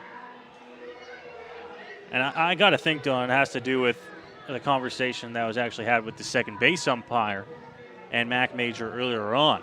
Just getting a clarification on what he was talking to his pitcher about. Yeah, and I'm sure for the home plate umpire, he's not maybe fully aware of what the conversation entailed between Major and the field umpire in that situation, but they just want a clarification, the Brantford Red Sox, who just want to make sure that their pitchers perhaps don't repeat whatever Major was doing, or they wanted to see what was up. So Britt on first after the RBI single. Made this a 2-1 ball game in favor of the Majors. And we talked about how the error moved that runner to scoring position. You got to make the Sox pay, and Evan Britt did just that. As now the offbeat hit into shallow left center field on to make the grab, and that'll do it for the 4th inning here from Labatt Park. The Majors grab another run on an Evan Britt RBI single, and they lead this ball game by a score of 2-1 as we head to the 5th inning of work. You're watching London Majors baseball here on Majors TV.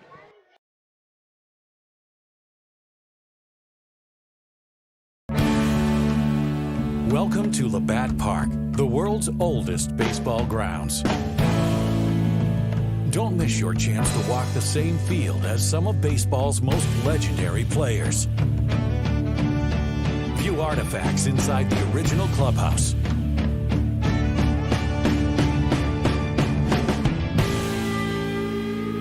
Book your tour at labattparktours.ca.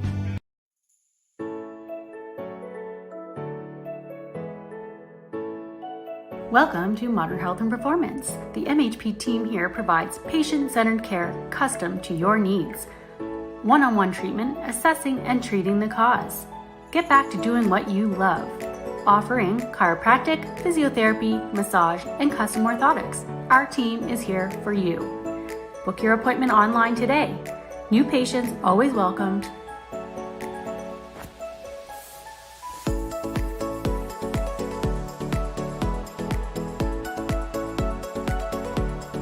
Dr. Alex Colson, official chiropractor of the London.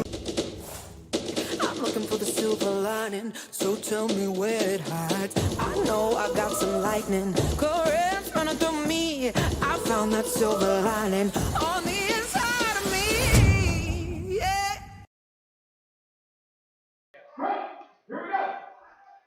Hold, left, first. All right, 2 people left. You guys take a step back. Crowd, you guys cheer. Yeah, first, you guys throw it. Throw it. Oh my gosh. All right, real quick, you guys back up. Throw it. Ruben scouting you guys. How high you got a time?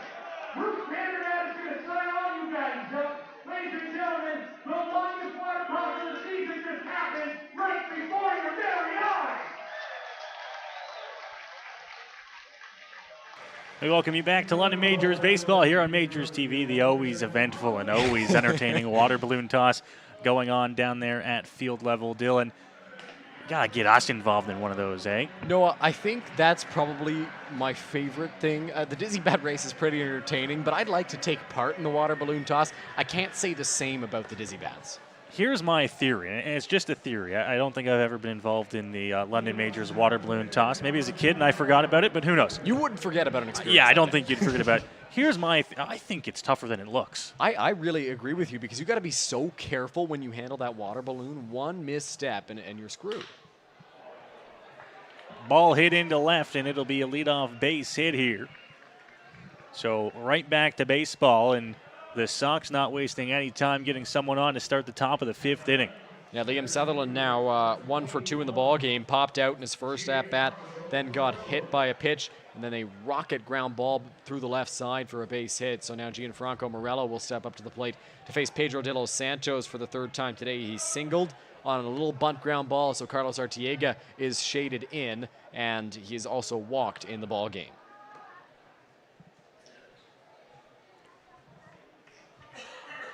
So De Los Santos checks on the runner. Now comes to plate. This one fouled off towards the first baseman, Evan Britt. The count will move to 0-1.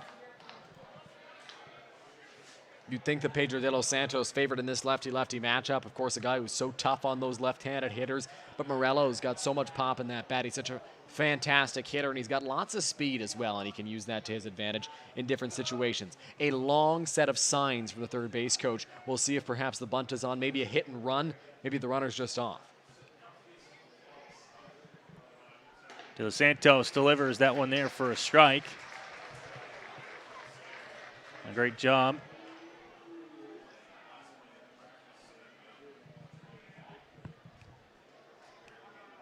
To get ahead 0-2 here. Our camera didn't catch it, but third base coach put his head skyward after that pitch. Perhaps a miss sign for the Red Sox. Hit over to first, Britt to second, and they're not going to have a return throw. But a great job to get the lead runner, and there is one gone. A good play there by Evan Britt in the London Majors. It wasn't hit super hard, and Morello's got lots of speed, so it's going to be a tough turn no matter what. Britt the throw to second. McQueen evaluated his position and realized it was probably better to just not throw the ball and just held on to that one. So one gone now in the top of the 5th inning.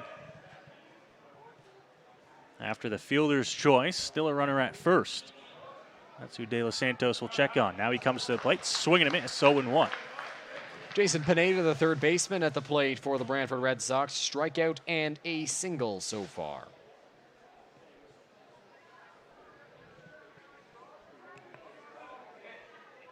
Checks again, comes to the plate in the dirt, blocked by Jaco.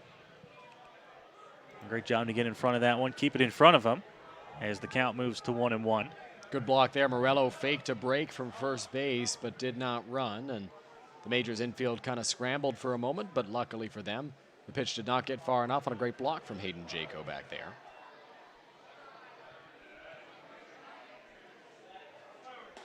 Dos Santos there as Pineda watches it for a strike. It is 1-2. That one right at the top of the zone, it looked like. Yeah, good pitch from Pedro. Sometimes a dangerous spot against a guy with the power like Pineda, but Pedro has the confidence to work there. Runners off. This one fouled off. So Pineda had no choice on the 1-2 to make sure that he stayed alive at the plate. Yeah, and it's so tough when a runner goes off with 2 strikes because you don't want to leave him hanging if you pop a ball up in the air, especially with less than 2 outs. But for Pineda at the plate, with 2 strikes, you've got to protect. He felt that was close enough. He had to swing, and Morello has to go back after the foul ball. To the plate, fouled off again. Able to just get a piece of it was Pineda to stay alive. Jaco nearly made the grab behind the plate, but it just got away from him, and that keeps Pineda alive at the plate and keeps Morello over at first. If that pitch was swung on and missed and it got away from Jaco, Morello was looking like he was ready to go to second. 1-2. Swing and a miss. Gets him on that one. And there are 2 gone. Another great sequence there from Pedro de los Santos, able to get the swing and a miss there. And Nick Burdett steps up to the plate with 2 out and a runner at first base. Different situation now for the power hitting Burdett. With Morello still at first, maybe he's on the move here. With 2 out and a big hitter at the plate. Not maybe where I would send the runner, just because you don't want a power hitter like Burdett having to lead off the next inning. You'd rather have him up with a runner at first base where he's got a chance to put a ball in the gap, but we'll see what Brantford elects to do. Big swing from the big man, and so in one. Always want to make sure if you can to get guys on when a guy like Burdett comes to the plate, even in a lefty-lefty matchup. Like you said, even if he doesn't put one out, if he puts one into the gap, Morello's got a chance to score from first base, especially with 2 gone in the inning. This one is hit into center, but not quite deep enough. Over Wilkie, and the catch made, and that'll do it for the top of the 5th inning. The Sox get a man aboard, but that is all they will get, as he is stranded at first base, and the Majors will come to the bats in the bottom of the 5th inning, still leading by a score of 2-1. First pitch of that inning was a really hard hit single from Liam Sutherland, and you wondered, oh, maybe Pedro's starting to lose it as the pitch count gets a little bit higher, but he was able to zero in, had a good at-bat against Morello. Morello grounded into the fielder's choice. They just weren't able to turn 2. Then he gets a big strikeout. He seems to do that when he's on. He gets a big strikeout in a big spot. That's exactly what he did there to record the second out against Jason Pineda, who's one of the better hitters in this Brantford order, and then gets a fly out to center field. So Mac Major back out to the mound here for the Red Sox as we move to the bottom of the 5th inning. And what so far has been a low-scoring affair. 2-1 the Majors lead. 5 hits apiece and an error on both sides. Both teams have had their chances. I would say the Sox actually have had a few more to get guys in, but Pedro de los Santos has rolled double play balls. He's got strikeouts and worked himself out of a few jams so far. That's typically what we'll see from Pedro de los Santos. At times he gets himself into a position where there are runners on base and the other team is pushing, but he's able to wiggle his way out of it, it seems, pretty consistently when he's on, and that's been the case tonight. His numbers at home certainly are different than those on the road, and I'm sure we can dive into that next inning when Pedro takes the hill once again. Chris McQueen will lead things off here for the Majors. So it's the top of the order. 1, 2, 3. McQueen, Ortega, Reichstein to lead things off in the bottom of the 5th inning here for the London Majors, leading 2-1 over the visiting Brantford Red Sox.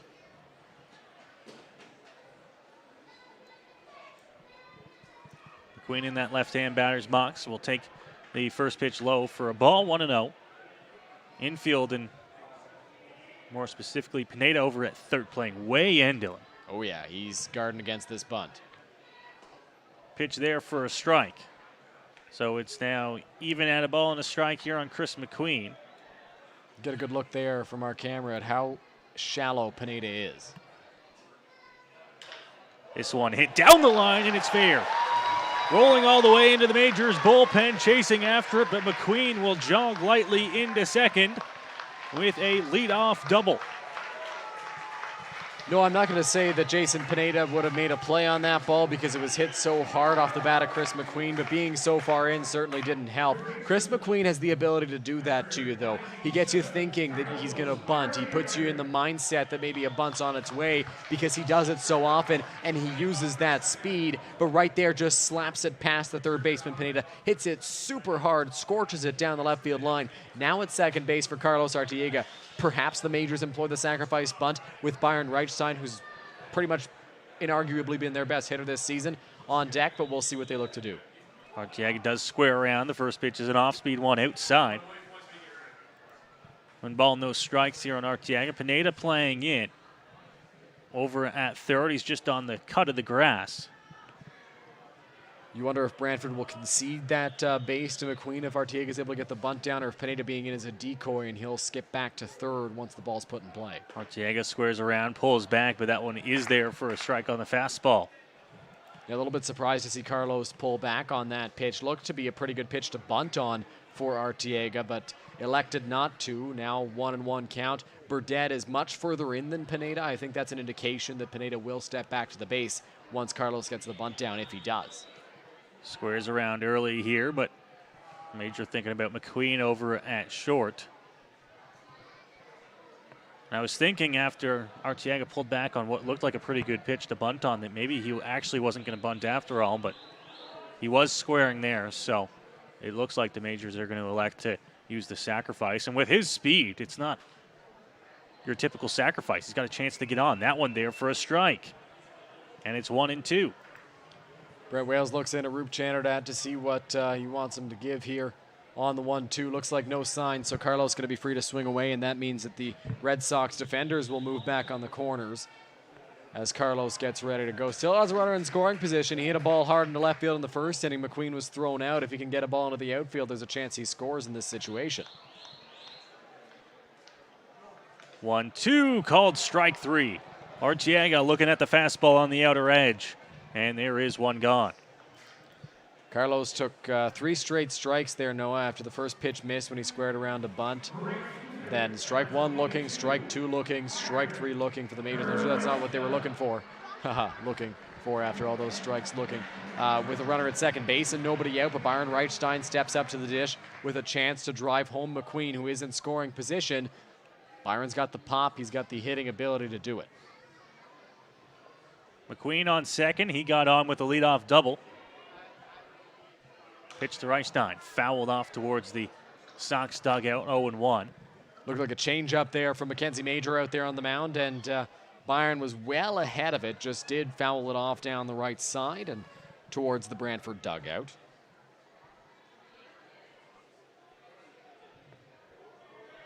Major checking on the runner at second.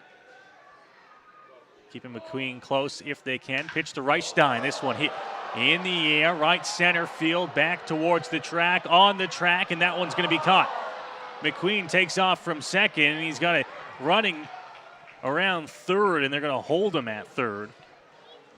You know, I thought for a second they might have been sending McQueen from second, and I do think they thought about it. I think they really gave that a good thought. Brent Wales didn't put the stop sign up until late. He knew that there was a chance that McQueen was able to score, but they didn't send him because Reed got that ball pretty quickly. And Noah, I think that's the second time today that I'm going to say, if Byron Reichstein hit that baseball to a different part of the park, the first time I wasn't sure.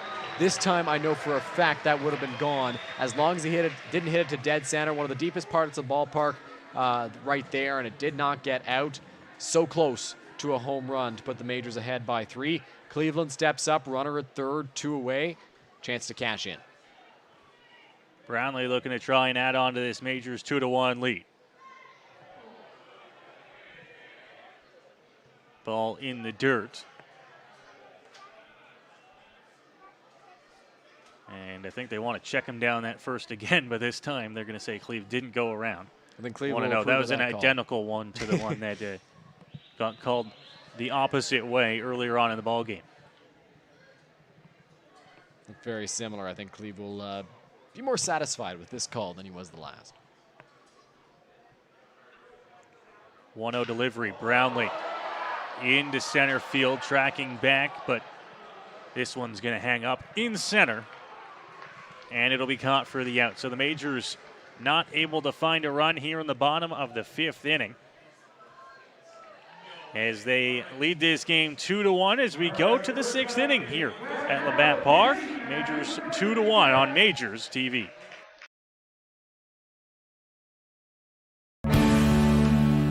Welcome to Labatt Park, the world's oldest baseball grounds. Don't miss your chance to walk the same field as some of baseball's most legendary players. View artifacts inside the original clubhouse.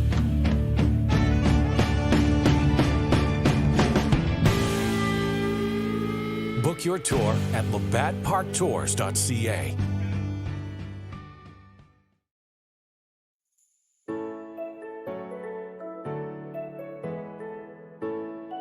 Welcome to Modern Health and Performance. The MHP team here provides patient-centered care custom to your needs. One-on-one treatment, assessing and treating the cause. Get back to doing what you love. Offering chiropractic, physiotherapy, massage, and custom orthotics. Our team is here for you. Book your appointment online today. New patients always welcomed.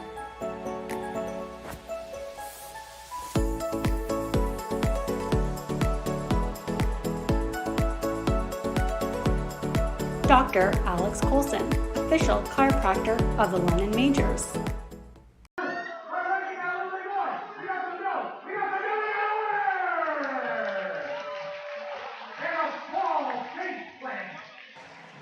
Welcome back to Majors Baseball on Majors TV. Pedro de los Santos and the London Majors are up 2-1 on the Brantford Red Sox, and as we're about to show you, Pedro is a very different pitcher when he's at home. His walks per 9 is far more elevated on the road, which leads to an inflated ERA, Noah. And that's something that we've seen from Pedro really all season long, Dylan. It's the walks that will come back and hurt him. He's very good at getting out of jams. We've seen that already so far tonight.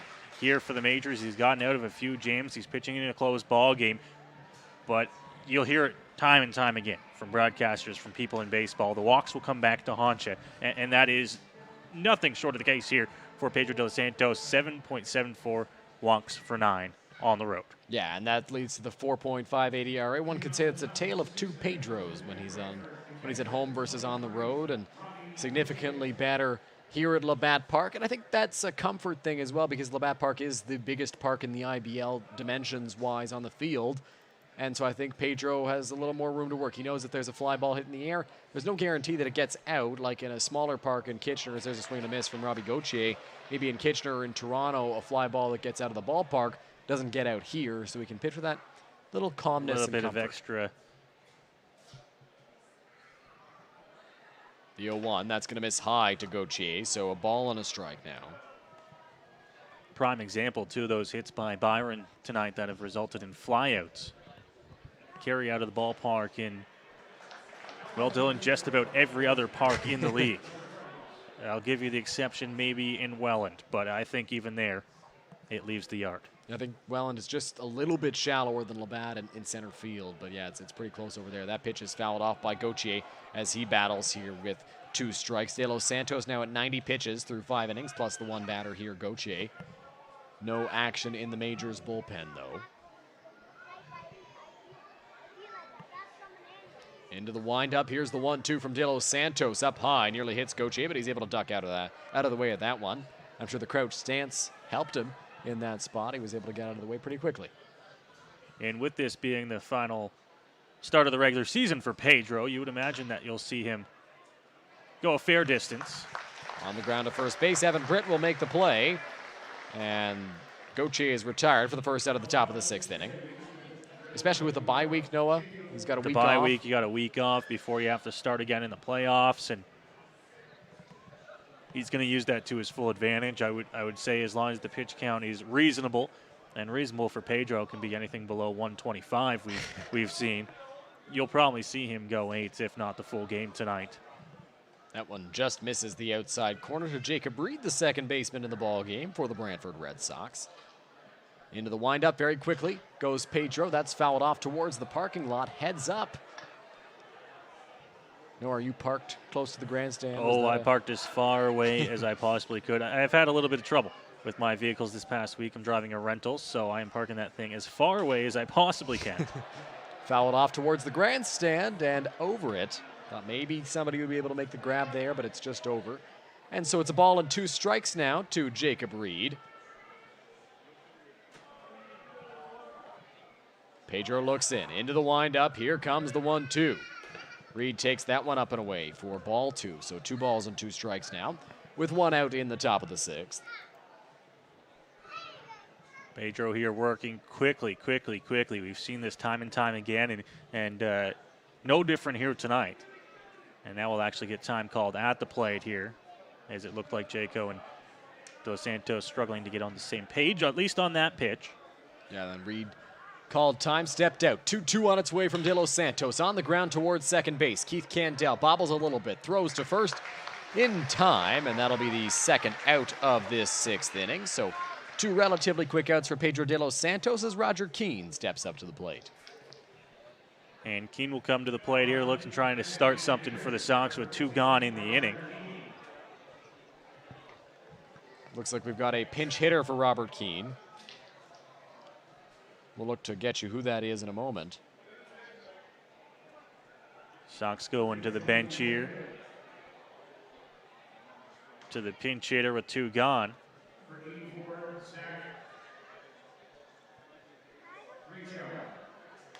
It's Zach Raychar off the bench. 2 pinch hit for Roger Keane, a lefty. Had to announce that to the home plate umpire as well, so obviously a late pinch hit decision here, and Not quite sure why Keane out of the game. Maybe they feel they've got a better shot against De Los Santos, the lefty. Rachar at the plate. Here's the 0-1. Inside corner, he's got it, and that's the tough part for the lefty. It's a strange arm angle from Pedro, a little bit lefty on lefty matchup. You duck away from that one, and it's in the strike zone. 0-2 on its way with 2 out, and it hits him. So Rachar, the pinch hitter, gets hit, and he'll reach first base with 2 out. Tough for De Los Santos. He came inside on the previous pitch, the 0-1 pitch, to make it 0-2. It was a good location, and I think he was trying to replicate that on 0-2. I think he was trying to come inside, fool the newly entered left-hand batter, but he just got it a little bit too inside, hit him, and puts him on first base. Good thing for De Los Santos, just 2 gone in the inning.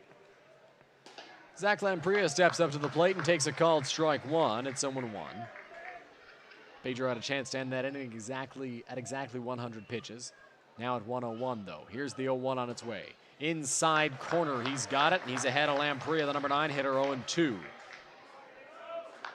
In the ball game, Lamprilla has flown out and struck out swinging. Pedro will look for either result right now, as he just needs 1 out to get out of it. The 0-2 on its way from De Los Santos just does miss the inside corner to Lamprilla, and the count moves to a ball and 2 strikes.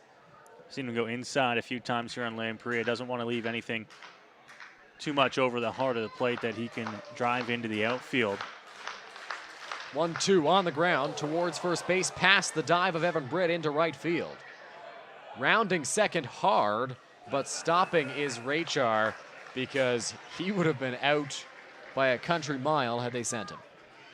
Yeah, smart move, and I think that's just a case of coming into the ball game and not quite knowing who was out in right field, perhaps. Byron Reichstein would have had you by plenty had he gone. And for the Majors in that situation, you love to see Byron get that to third on a line, but if they get to the cutoff, man, he was so far off the bank, they might have had a shot at him.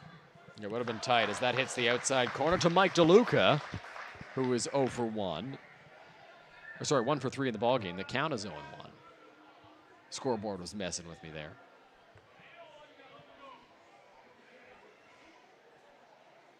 De Los Santos ready on the mound. 0-1. Here's the offering. In the dirt, blocked by Jaco. A ball and a strike. And at 1-1 now, we've seen mostly to right-hand batters here.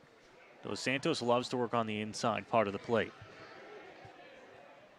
Breaking ball, fastball, doesn't matter what it is. He wants that finishing spot to be inside. In the air, down the right field line, but that's well out of play, foul. So the count moves to a ball and 2 strikes to the Red Sox leadoff man. DeLuca reached on an error in his first at-bat, then singled and struck out looking last time. De Los Santos trying to retire him here. A ball and 2 strikes, 2 out. Here's the pitch. On the ground towards shortstop. Going to be a tough play for McQueen. He comes in hard. Throw to first. In time. They got him. Chris McQueen with a good play over at shortstop, charging hard, and then throwing over to first for Evan Britt, who made the scoop. And the side is retired. So good inning there for Pedro De Los Santos. We'll take a break and be right back. You're watching Majors Baseball on Majors TV.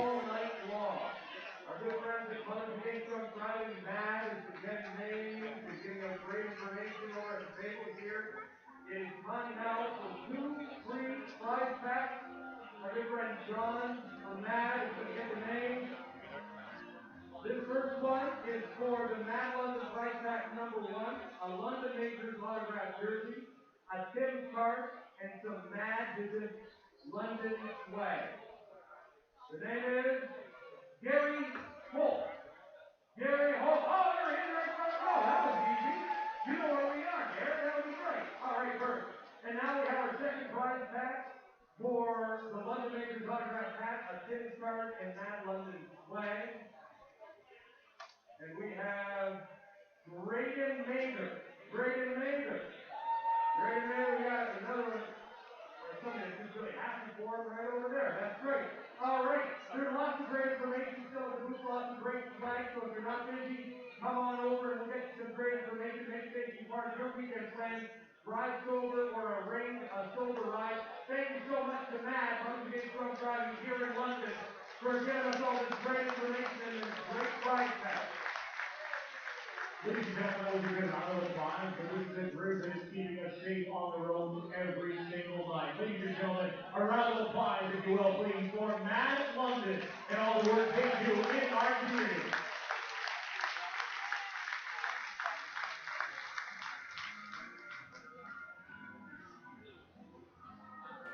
Welcome back. You're watching London Majors Baseball on Majors TV. Dylan Baker and Noah Smith here with you as Mackenzie Major gets ready for his 6th inning of work here at Labatt Park. Hayden Jaco will lead things off.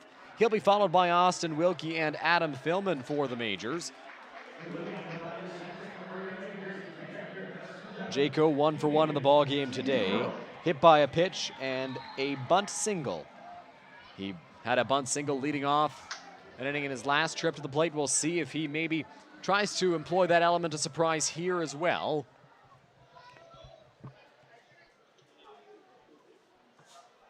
Major shakes, looks in, takes a breath. Here's the pitch. Outside corner, he finds it. It's 0-1.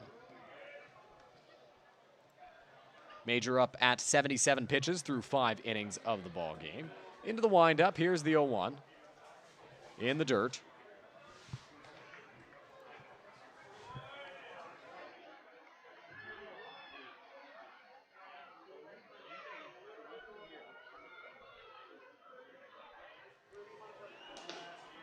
That one misses. And so it's 2 balls and a strike now to Jaco.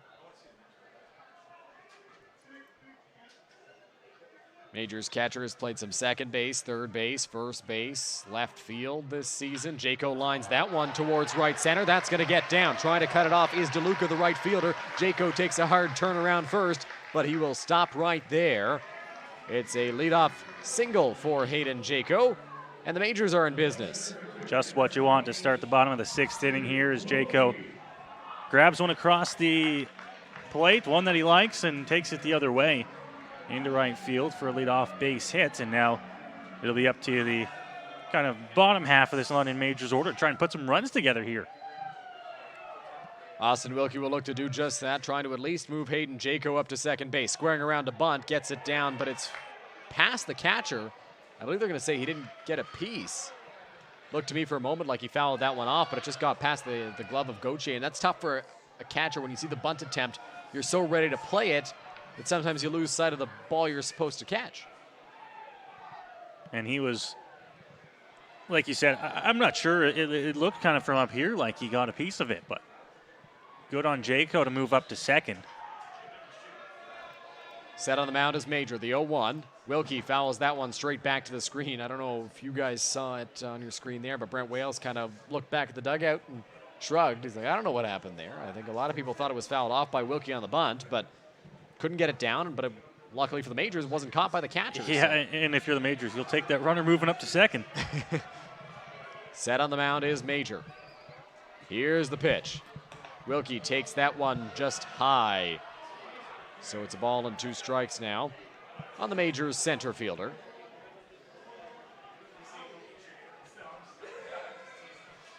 Major looks in, comes set. The kick and the come home. Wilkie on the ground towards third base. Pineda moving in on it. Going to be a tough play. Elects not to throw. Austin Wilkie with an infield single. And more importantly for the Majors, Hayden Jaco moves up to third base. And Jaco, you want to highlight the fantastic job by him to move up to third. Notice that was going to be a tough play for Pineda coming in. Almost acts as a bunt. Even though there was 2 strikes, he swung at it. It was in a perfect spot there. He wasn't going to have him play it first. And Jaco was able to move up to third. And now the Majors really in business here. Runners on the corners, nobody out. Major looks in. Philman ready in the batter's box. Chance to do some damage here. Here's the offering. Philman in the air, center field. Morello coming in, Jaco tagging. Here he comes to the plate. Morello's throw will be cut off, and the Majors score another run. It's their 3rd of the ball game on a sacrifice fly from Adam Philman. All about producing the runs, getting guys in scoring position, and then bringing them in. You get a leadoff base hit by Jaco. He moves himself into scoring position. They do a job to get him over to third, and a sacrifice fly brings him in. So Major looks over at first base, still has Wilkie aboard to worry about. Evan Britt in the batter's box had an RBI single last time. That's fouled off, and it's 0-1. Britt gonna look to move up the runner at first, Wilkie. Britt now 11 for 53, or 54, pardon me, this season for the Majors. Major set out there on the mound. Here's the offering, Wilkie on the move, outside corner, finds it, throw down to second is a good one, but Wilkie safe. Austin Wilkie got around the tag and steals second base, so there's a runner in scoring position now with one out. And you can see the reaction there from the middle infield of the Sox. Man, they thought they got him, and to be honest with you, Dylan, throw beat him. But from our angle here, he was able to get around the tag, and that puts him in a scoring position with just one gone here. And Evan Britt's got himself in another spot to try and bring in a run. 0-2 with one out. Here's the pitch from Major. Britt in the air, foul territory towards the grandstand. Does not hit over us. I was bracing myself for it. You could probably tell. If you hear the pause, that's because we're waiting for something to hit on the roof above us. Britt obviously got enough of that one to put it over top. So many times, I think in 2019, I was mid-sentence when that would happen, and my words would sound all crazy, so I'm extra cautious now. Britt swings through that pitch. It's dropped, and he gets tagged there. Tried to induce a throw to first, or maybe Wilkie could have moved up to third if there was a throw, but was unable to do so, and so he'll jog back to the dugout. 2 out now, as the number 9 hitter, Keith Candell, steps up to the plate. Candell still with the runner in scoring position here. Base hit to the outfield can score him. But that strikeout, a big one for Major on the mound, getting Britt down on strikes. And you got to give props to Evan Britt on that one. Heads up play, trying to, like you said, induce the throw over to first, because I think if they do, might have a chance to move up to third on the play. 2 out now for Candell, runner at second base. Pitch ripped through the left side, it's a base hit. Around third, coming home is Wilkie. Sutherland's got a strong arm. Here's the throw to the plate. It's there, Wilkie is out at the plate. The second outfield assist of the ball game for Liam Sutherland, the left fielder for the Brantford Red Sox. This time he guns down Austin Wilkie. What a play to end the inning. And a strong throw right on the money. Can't fault the Majors for trying. Not a bad idea to send Austin Wilkie there, but Sutherland's arm too much to allow a runner to score. We'll head to the top of the 7th. We'll take a quick break here from Labatt Park. Majors lead 3-1. Welcome to Labatt Park, the world's oldest baseball grounds. Don't miss your chance to walk the same field as some of baseball's most legendary players. View artifacts inside the original clubhouse.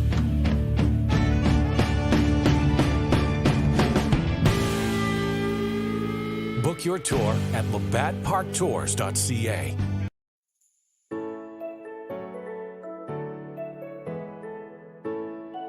Welcome to Modern Health and Performance. The MHP team here provides patient-centered care custom to your needs. One-on-one treatment, assessing and treating the cause. Get back to doing what you love. Offering chiropractic, physiotherapy, massage, and custom orthotics. Our team is here for you. Book your appointment online today. New patients always welcomed.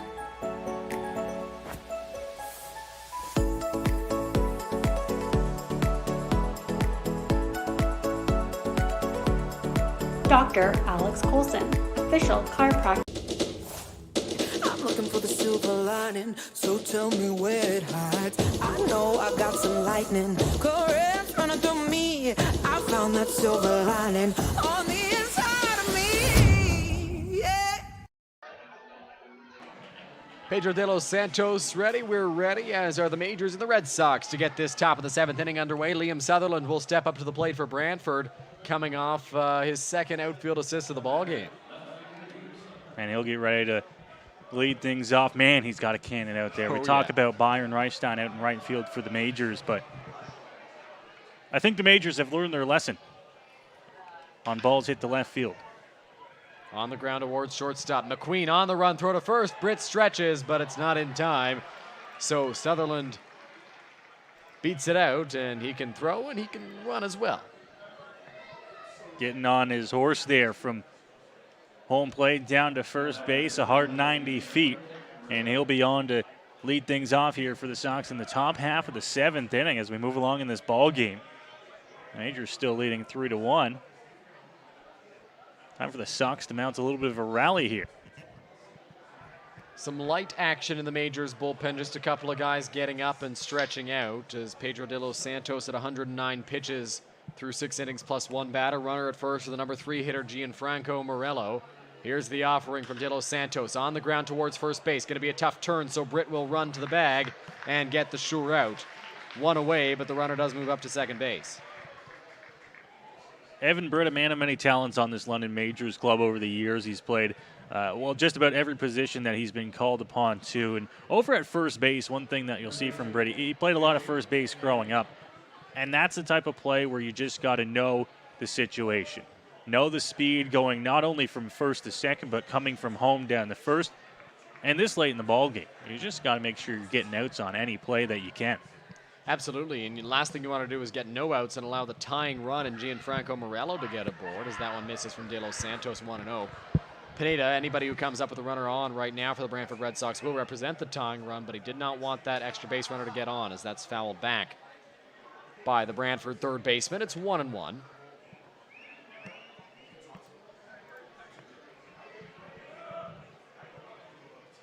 As this game moves along, Dylan, you got to remind yourself how close it is. Called strike 1 in there, 1-2 now, and it feels like both teams have had equal number of chances to drive runners home, and it's only 3-1. 9 hits for the Majors, 7 for the Red Sox. Here's the pitch, hit hard on the ground towards shortstop. McQueen deep in the hole, has to make a strong throw. It's high, Britt. Came off the bag, they're saying. He's trying to explain to the first base umpire that he got down in time.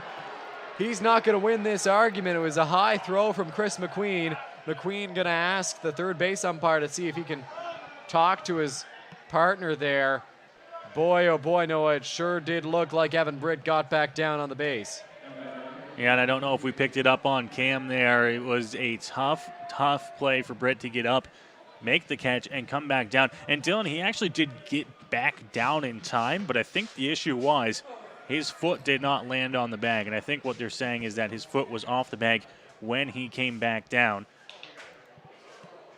And that one hits Nick Burdett. Made a loud noise, but it still got him, perhaps on that elbow guard that he was wearing there. So now the bases are loaded with 1 out.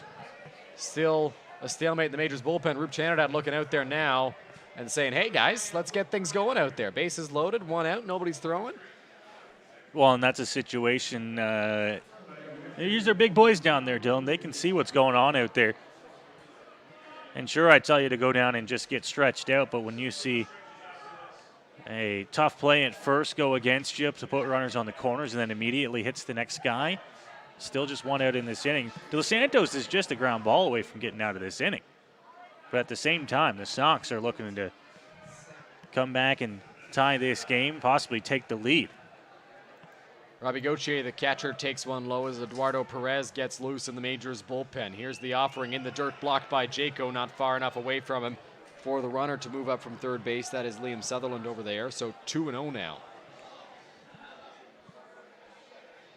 2-0, and De Los Santos, I don't want to say he's missing more, but when he's missing, it seems like it is a little bit more outside, a little bit more low.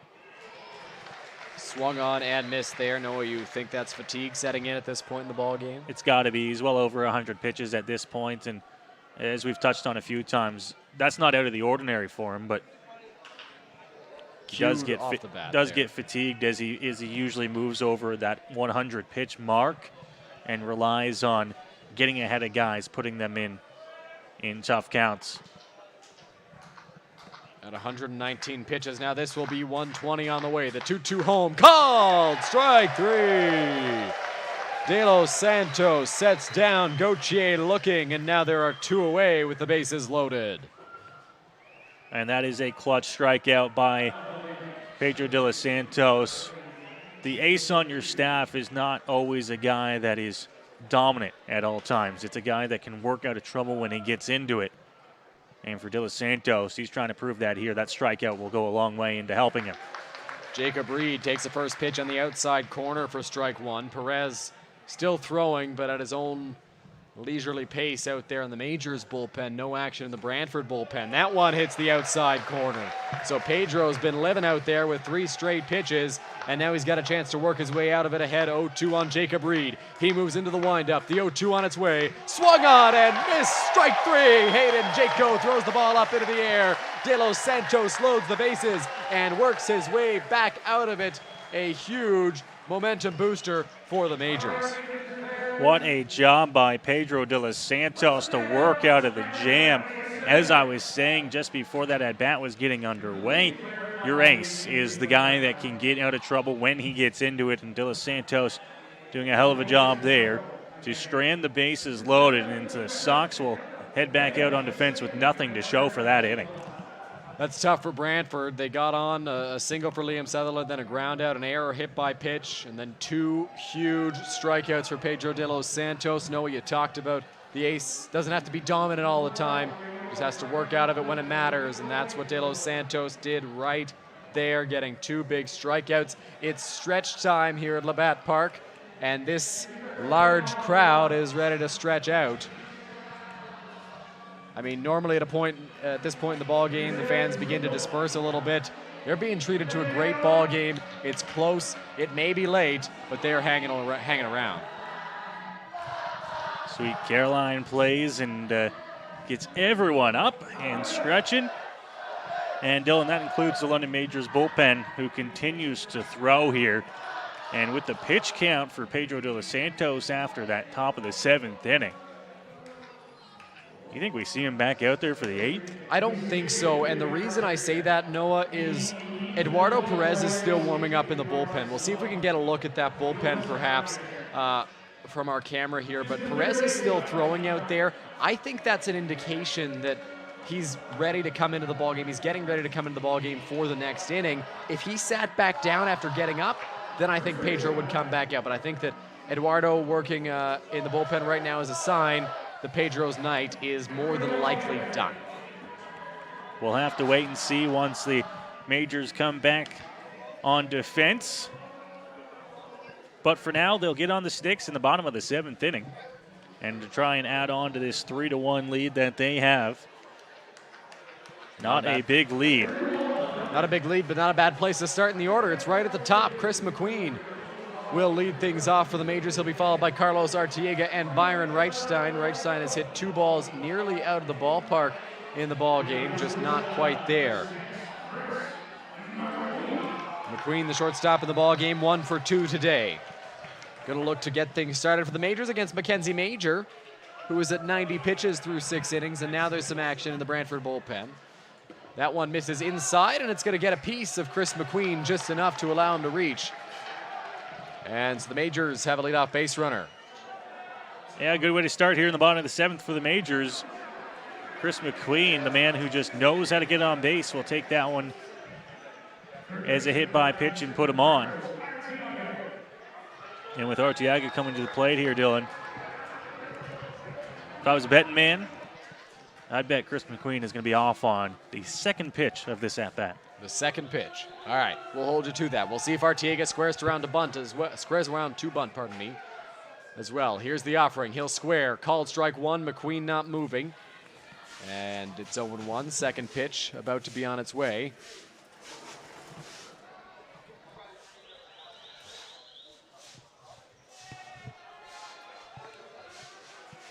Major takes a look back. Here's the pitch. McQueen is running. That one's well outside. Good pitch to run on. Throw to second is a good one. McQueen is saved. What did I tell you, Dim? What did I tell you? You predicted it, Noah. Chris McQueen off on the 2nd pitch, reaches second base on the stolen base as the Majors look to continue to add insurance runs here. He'll fool you by that 2nd pitch. Pardon me, that 1st pitch. He'll do a little bit of a fake steal. And then that 2nd one, if he thinks he can get a good enough jump, he'll be off. And he was there. Really good throw, though, from Robbie Gauthier, the catcher. Made it close on a pitch that was well outside, as McQueen has to fix something out there at second base. So 1-1 to Carlos Artiega. He's 1 for 3. Major up to 93 pitches through 6 innings. Pineda on the left side, still not convinced Carlos isn't bunting. He squares around, gets this one down, back towards the pitcher. McQueen moves up to third base. It's a perfect sacrifice bunt for Carlos Arteaga, and the London Majors have a runner at third base with one out. And exactly how you draw it up when you start this inning. McQueen gets on, doesn't matter how he gets on. This time it was a hit by pitch, steals second base. Arteaga moves him over, and now you have him 90 feet away with your best hitter at the plate here in the bottom of the 7th inning. And that best hitter tonight, and they're going to put him on, Dylan. They're putting Byron on. First base is open. Matt McGovern walks out to home plate and intentionally walks Byron Reichstein. So they want to face the big man. Cleveland Brownlee will step up to the plate with runners at the corners and one out. And when Cleveland Brownlee comes up here, Dylan, you seen the documentary The Last Dance, where Michael Jordan says, I took that personally. Cleveland Brownlee is that type of guy. Yeah. When he sees you walk Byron to get to him, it angers him a little bit. Yeah. I truly believe that. We'll see if he can do some damage here. At the same time, smart move by the Sox as they're ground ball away from getting out of this jam. Here's the pitch to Cleveland in the dirt, well outside for ball one. Major tried to throw an off speed to start things out against Brownlee, as so often pitchers will, and that one missed in the dirt. No, when I saw McGovern walking out towards the field to intentionally walk Byron, I thought maybe he was calling to the bullpen with the lefty up. They wanted to have the lefty-lefty matchup, but he intentionally walked him.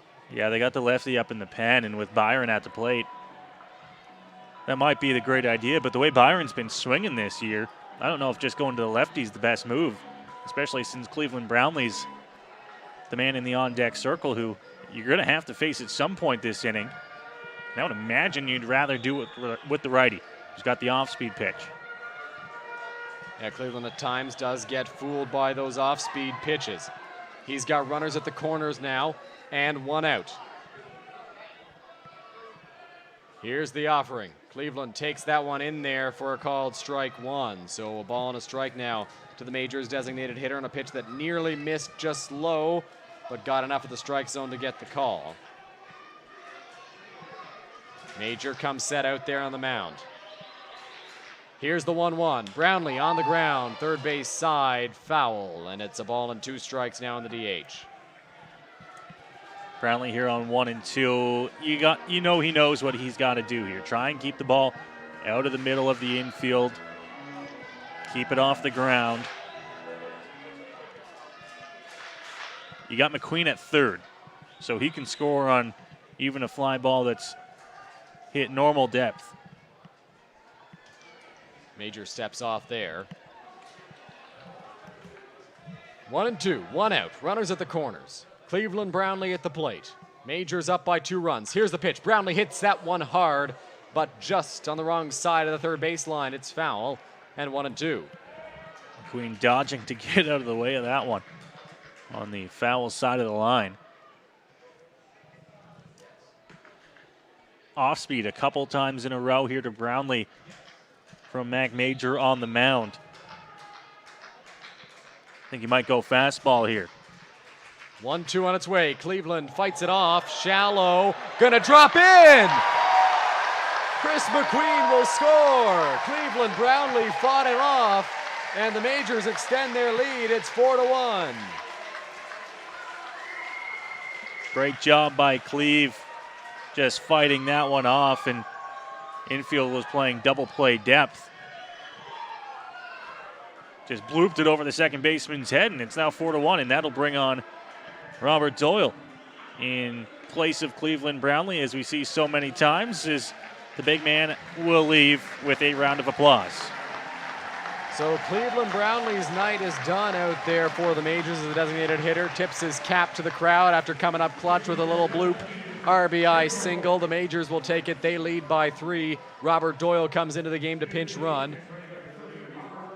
Hayden Jaco will dig into the batter's box. He's got 2 guys on, 1 out, and despite the fact that a run has scored for the Majors, Major out there on the mound is not out of this thing yet, with Jaco due up 2 for 2 in the ball game already. The next pitch from the Red Sox righty will be number 100. Looks back at second. Pitch on its way. Inside to Jaco for ball 1. Jaco here, he's already got a base hit in the ball game tonight. Another one would be huge for the Majors here as we move into late portions of this game. That one misses low. 2 balls and no strikes.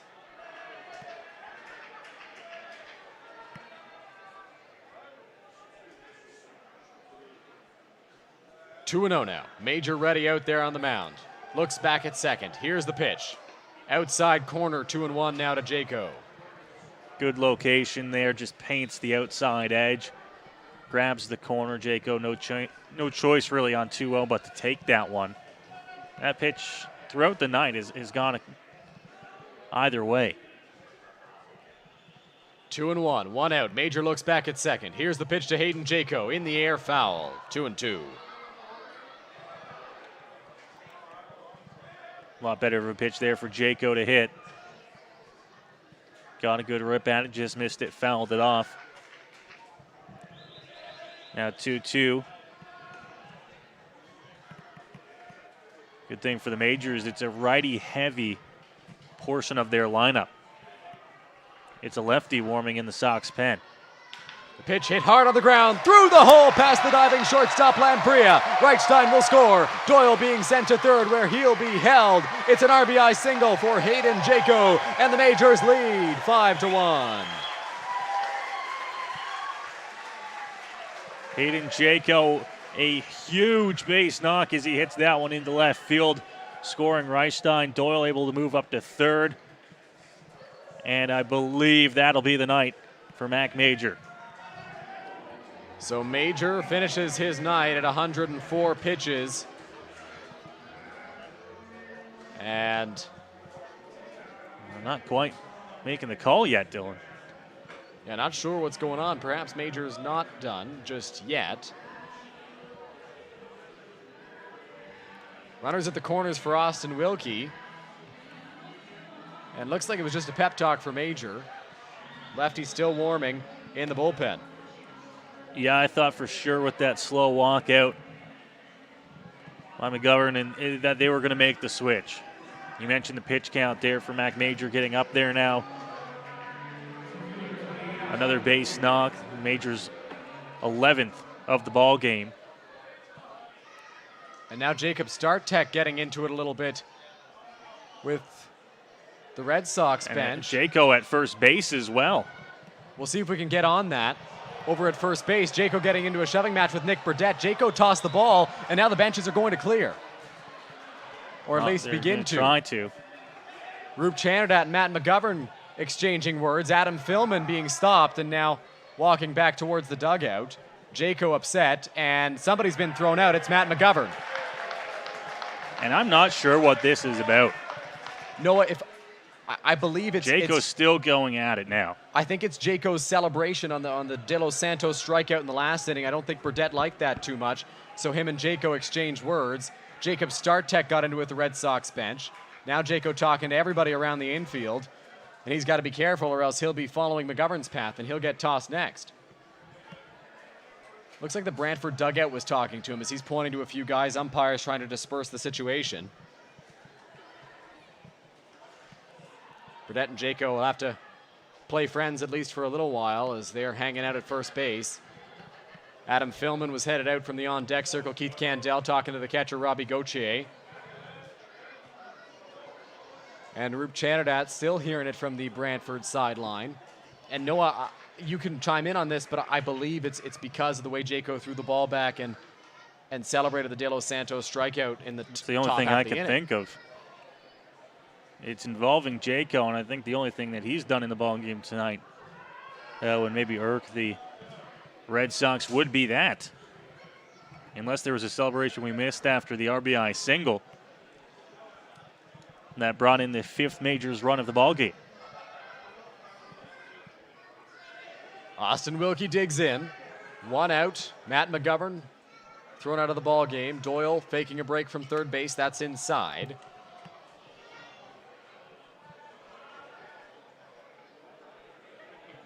Looking in, Major takes a peek back over at first base.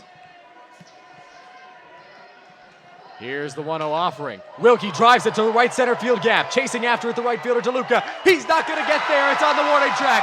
Doyle comes in to score. Around third, heading home is Hayden Jaco. And Austin Wilkie's 2 RBI double makes it a 7-1 Majors lead as Jaco motions to the crowd to get him into it. Yeah, and that'll do the trick, Dylan. You fire up Hayden Jaco, you fire up this London Majors team, and they make you pay with the double in the gap to score 2 more and make this a 7-1 ball game. And now the trip out to the mound, and that will send the Sox to a pitching change. So that will indicate the end of the night for Mac Major out there on the mound. Trying to pump up his teammates as he gets off the field. He'll leave a runner at second base in Austin Wilkie. That's his responsibility. A new arm will face Adam Philman when we come back. Welcome to Labatt Park, the world's oldest baseball grounds. Don't miss your chance to walk the same field as some of baseball's most legendary players. View artifacts inside the original clubhouse.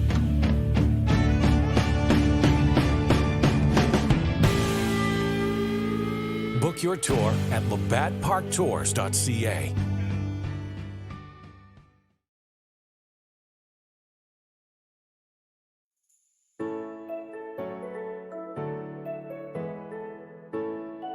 Welcome to Modern Health and Performance. The MHP team here provides patient-centered care custom to your needs. One-on-one treatment, assessing and treating the cause. Get back to doing what you love. Offering chiropractic, physiotherapy, massage, and custom orthotics. Our team is here for you. Book your appointment online today. New patients always welcomed.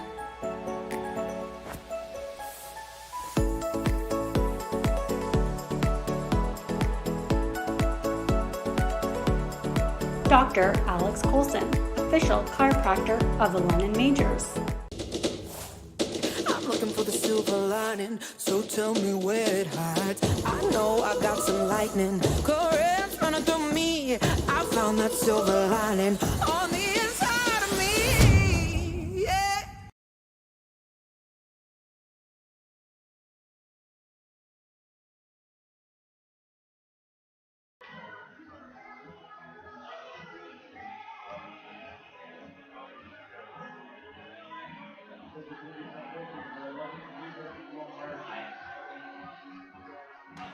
Welcome back to Majors Baseball on Majors TV. Bottom of the 7th inning. The Majors have put some distance between them and the Brantford Red Sox.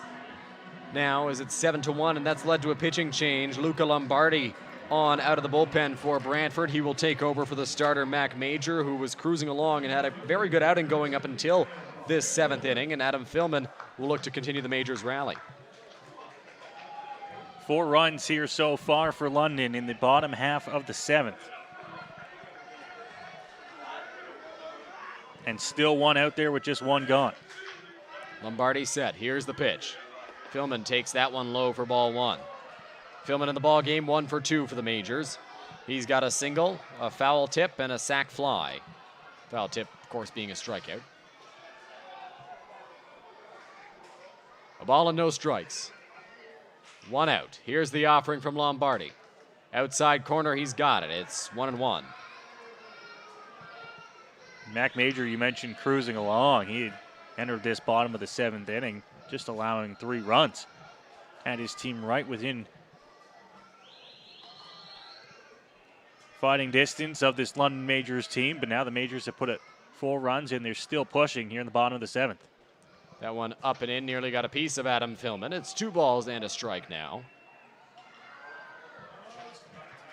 And if you're joining us, then you might have missed Matt McGovern getting tossed from this game for the Red Sox after an incident that happened no more than 5 or 6 minutes ago. Here at Labatt Park, Hayden Jaco getting involved. Inside 3-1. I think, Noah, a lot of credit has to go to the umpires. They did a pretty good job of diffusing that situation. Both managers were out there, but the benches did not come flying. Got close, about as close as you can get without it actually happening. Roop Chanardad was out there quickly, too, to try and diffuse the situation. Swung on and missed by Philman. So full count with 1 out. Austin Wilkie stands out there at second. Still, as just mentioned, only 1 away in the inning. Lombardi going to look to get the final 2 outs. Wilkie at second is the responsibility of Mac Major. Full count offering on its way from the lefty. Outside, ball 4. So Philman draws a walk, and the Majors have a couple of guys on with 1 out. Walk puts runners at first and second here with just 1 gone, and Lombardi walks the first guy he faces, and it'll bring Evan Britt to the plate. Britt's already got an RBI single in the ball game tonight. Chance for another. He had a guy in scoring position last time, was unable to come through, but the time prior to that, he had that RBI single that Noah was just mentioning. He's grounded out, singled, and struck out swinging. Lombardi going to look for either a strikeout or a ground ball again here. Ground ball gets him out of it. A strikeout gets him 1 step closer. Britt hits that one hard through the hole, and that'll be a base hit. Being waved around third, and coming home is Austin Wilkie. Here's the throw from Liam Sutherland. Gets by. Lombardi there to back it up. So Philman stays at second base, but Evan Britt keeps the momentum going for the London Majors. Sutherland's throw there not quite like the previous 2, and it's an 8-1 ball game. Sutherland out in left field got this ball as Wilkie was rounding third, and I think he had a shot at him, but he bobbled it slightly. Just had trouble getting it really from his glove to his hand. And with that, he wasn't going to have time, even if he came up with the strongest throw, to get the runner coming home. Evan Britt, once again, another RBI single, his second of the night. This put it up to a big lead here for the Majors. So Keith Candell steps up 1 for 3 today. Lombardi set out there on the mound. Here's the pitch. That one's going to miss well high. 1-0. Candell's got a runner in scoring position and another runner on at first base. We've been told, for those of you watching us and not the Blue Jays game, it's tied now after the A's were up 8-2. So excitement at the Rogers Center. Here's the 1-0. Inside, 2 balls and no strikes. And just like in Toronto, we've got some excitement here at Labatt Park for you. Here it's the Majors leading by a score of 8-1. 5 runs here in the bottom half of the 7th inning to really kind of distance themselves, blow this open a little bit. 2-0 on its way. Candell drives that one to left center field, chasing after it Sutherland and Morello. Neither's going to get there. It's off the base of the wall. Around third, coming in to score will be Philman. Britt will be held up at third base. It's an RBI double for Keith Candell, and the Majors' lead is extended to 9-1. Keith Candell, who has been as hot as you can get over the last couple of weeks, been batting over 500 and puts a jolt into this one just off the base of the wall out in left center field. Thought this one might have had a chance for a little bit there, but the deep confines of Labatt Park hold it. Keith Candell will take it, though. He's got a double to bring in another run and make this a 9-1 ball game. So Chris McQueen, who led off this bottom of the 7th inning, Noah, I mentioned at the top of the inning, or in the bottom of the inning, I should say, at the beginning of it, I said, the Majors are starting this inning in a really good spot, and sure enough, they've put up 6 on the board already, as that one misses outside to McQueen. It's 1-0. 2 runners in scoring position for Chris McQueen, who was hit by a pitch to lead off this inning. Into the windup, the 1-0. Inside, McQueen nearly hit again, so 2 balls and no strikes. Majors crowd, despite the fact that the Majors have a large lead, still into it on that Keith Candell double, giving him quite the roar, and I think that after the confrontation between the 2 sides, they're into it even more. That's popped up on the infield. Pineda moves under it. He'll make the catch, and that'll be the second out of the bottom of the 7th inning. McQueen just under this one on a pitch a little bit up in the zone, and the fly out on the infield. Pop fly will result in the second out here at the bottom of the 7th inning. Carlos got a chance here with still 2 gone, 2 runners in scoring position here to make this quite the inning for the Majors. It's already been very successful. 6 runs across. So 2 on, 2 out for Carlos Artiega, who takes a called strike 1 on the outside corner. Earlier on in this inning, Carlos had a sacrifice bunt to move Chris McQueen up. He was the first out, and they didn't get the second out until the batter just before him. He cues that one off the end of the bat towards first base. Burdette after it. Nobody's at first, and Lombardi can't get there. Carlos Artiega beats it out on a cue shot towards the first base bag. Burnett and Lombardi with a miscommunication, and that allows Arteaga to reach and the Majors to put home another run. Yeah, miscommunication or what, Dylan? I don't know if you can call that miscommunication. That is the toughest play for a pitcher and a first baseman. It's directly between the two. You really, really, really can't rely on communication. Someone's just got to know that that's their ball. Whether it's the first baseman, whether it's the pitcher, between the two of you, you got to know that if that play happens, first baseman trumps pitcher. Pitcher trumps first baseman, whatever it may be. And in that situation, you got to make sure you're playing it 100% correct or you have no shot. Any little mistake, and a speedy guy like Carlos is going to be on base like he is. So corners now with 2 out for Byron Reichstein. Here's the pitch in the air. Hit high, but not deep. The shortstop Lamprea is there, and this inning is over. The Majors send 13 batters to the plate. 7 runs come of it. They lead 10-1 after 7 innings. Majors baseball on Majors TV. Noah Smith on the call when we come back. Welcome to Labatt Park, the world's oldest baseball grounds. Don't miss your chance to walk the same field as some of baseball's most legendary players. View artifacts inside the original clubhouse.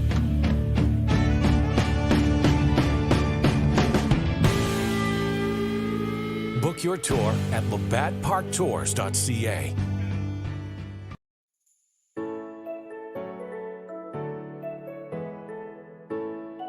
Welcome to Modern Health and Performance. The MHP team here provides patient-centered care custom to your needs.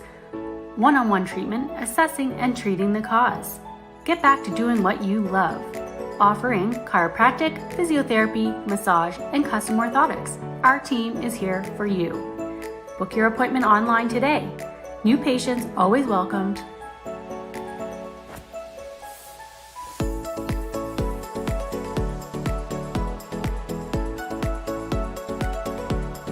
Dr. Alex Colson, official chiropractor of the I'm looking for the silver lining, so tell me where it hides. I know I got some lightning, currents running through me. I found that silver lining on the inside of me. Yeah.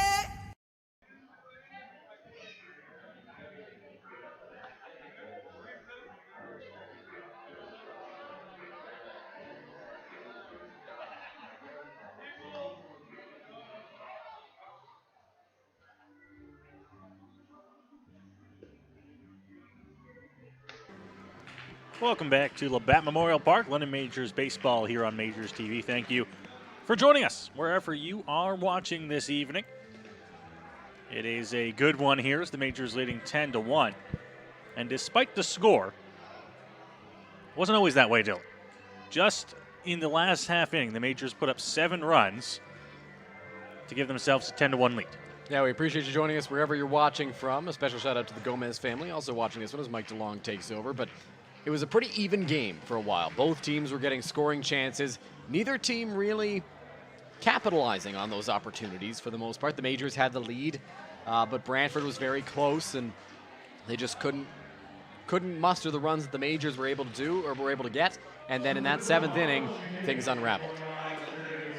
Unraveled, a little bit of an understatement, as the Majors sent 13 men to the plate, scored 7 runs, and now lead this ball game by a score of 10-1. And as we mentioned, Mike DeLong will be into the game to throw here for the Majors. Quite the story this season, making his return to the pinstripes, battling through injuries, and been a big part of this London Majors bullpen, Dylan. Yeah, DeLong worked through some arm troubles, an injury in his arm, and he says his back has been bothering him lately, but he's fighting through it out there on the mound. Had a great outing against the Barrie Baycats on Monday night until he had to leave the game due to some discomfort. So he's been battling through it all year long. He's still giving it out there on the mound, and he's been a pretty good arm as of late for the London Majors. After a few hiccups earlier on in the season, he seems to be regaining his form. First pitch of the inning popped up on the infield. Arteaga there. And that is just the way you want to start this 8th inning. 1 gone. Absolutely. For Mike DeLong, easy first pitch out, and I'm sure that puts him at ease a little bit. He may still be dealing with injuries. That bye week will be huge for him, but a little looper towards the third baseman, Carlos Artiega, and he's able to make an easy grab for the first out. DeLong, with that out, is officially qualified for the postseason, which is more than likely why DeLong is out here now, just to ensure that he'll be able to pitch for the majors in big spots in the playoffs. Something that we've been watching here in the final few weeks and now into the final weekend of the regular season. Many teams, as everyone making the playoffs this year, looking to try and make sure that guys are qualified, whether at the plate, which is a little bit easier to do than on the mound, but always making sure pitchers are qualified. And now it's 0-2 here for DeLong. That one fouled off the ankle of Hayden Jaco, so the home plate umpire will go out, talk to Mike DeLong, give him a baseball, give the catcher Jaco a little chance to recover and rest after getting the pitch off the ankle. Lamprilla, who's up at the plate in the ball game, is 1 for 3. A fly out, a swinging strikeout, and a ground ball single.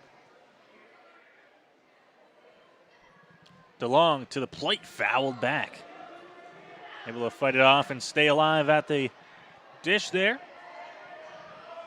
One gone here in the top of the 8th inning as we move along at Labatt Park.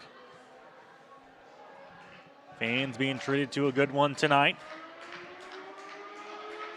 0-2. DeLong to the plate upstairs, 1-2. DeLong's a guy who has dealt with some injuries in the past. He had an arm injury that had been bothering him his entire career, then left in 2018 after pitching with the majors due to a shoulder injury. He's battled through some injuries this year, but out there now in the final weekend of the season. Swing and a miss in the dirt. Jaco will have to complete the strikeout. He does. And Mike DeLong's got 2 gone here in the 8th inning. When Mike DeLong started this season, that slider was really good for him. And then I think he may have lost it a little bit due to the discomfort in his arm. He may have been trying to overthrow it. If he can regain that slider's form and that pitch, that's huge for him and the majors. We saw that swing right there from Lamprilla, the shortstop. Not a great swing on a pitch that was in the dirt. It's deceptive, it's very good, and it's the reason that the majors have the second out in this 8th inning. Catches him swinging on that one as well. Jaco wanted to appeal, but the home plate umpire actually called him on the swing regardless. It's 0-1. Yeah, another example of that good slider from Mike DeLong right there. Another one. This one was not in the dirt, but it still generated a whiff.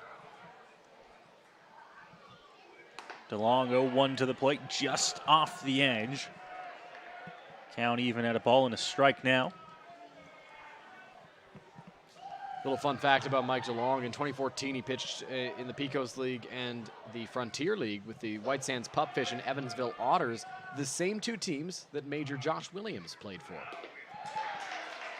Off speed, swing and a miss, and it's 1-2. He's got the feel of that pitch now. Got the strikeout with it on Lamprilla, then came back with 3 straight. One got an ugly swing, the next one missed, and the one after got a swing and a miss as well. 1-2.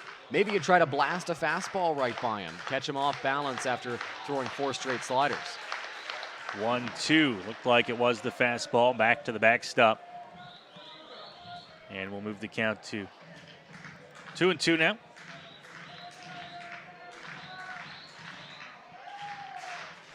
DeLong working here in the top of the 8th inning.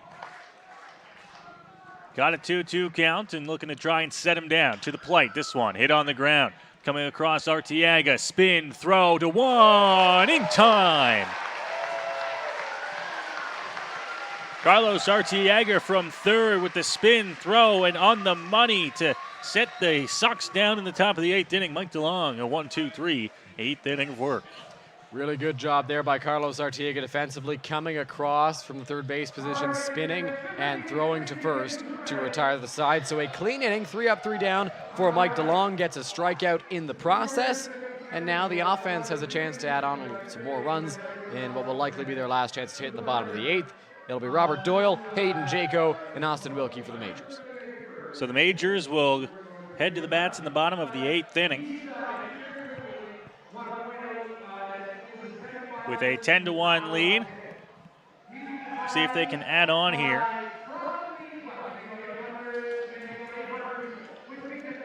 New arm out there for the Brantford Red Sox in the ball game. We'll get you who that is momentarily.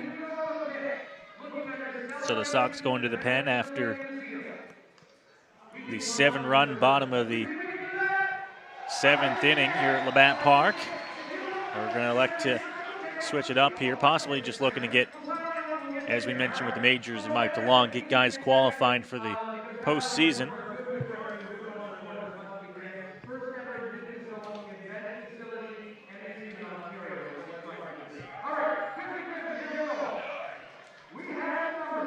We're still trying to get you who that arm is for the Brantford Red Sox out there, as they announce the 50-50 number here at Labatt Memorial Park. Al Coombs, Tyler French, and Paul Costa out there. I'd like to win a 50-50 one day, Dylan. I've been told you got to buy tickets to win. They always get me somehow, eh? Yeah, there's always some kind of caveat. Always the kicker. Always the kicker. Checking out the out of town. Don't have a graphic up for you there, but over in Hamilton, Leafs out in front 11-7 over the Cardinals. Big matchup there with postseason just around the corner. And then over in Welland, it is the Barrie Bay Cats who put up 5 runs in the top of the 8th inning and lead 8-2 over the Jackfish over in Welland. Big game there for Barrie as they try to continue to move up in the standings. In Welland, they're going to try to come back, although it does seem unlikely at the moment. Robert Doyle digs into the batter's box against Spencer Carroll for the Brantford Red Sox. First pitch missing low. It's 1-0 here to Robert Doyle. Doyle came into the ball game as a pinch runner for Cleveland Brownlee.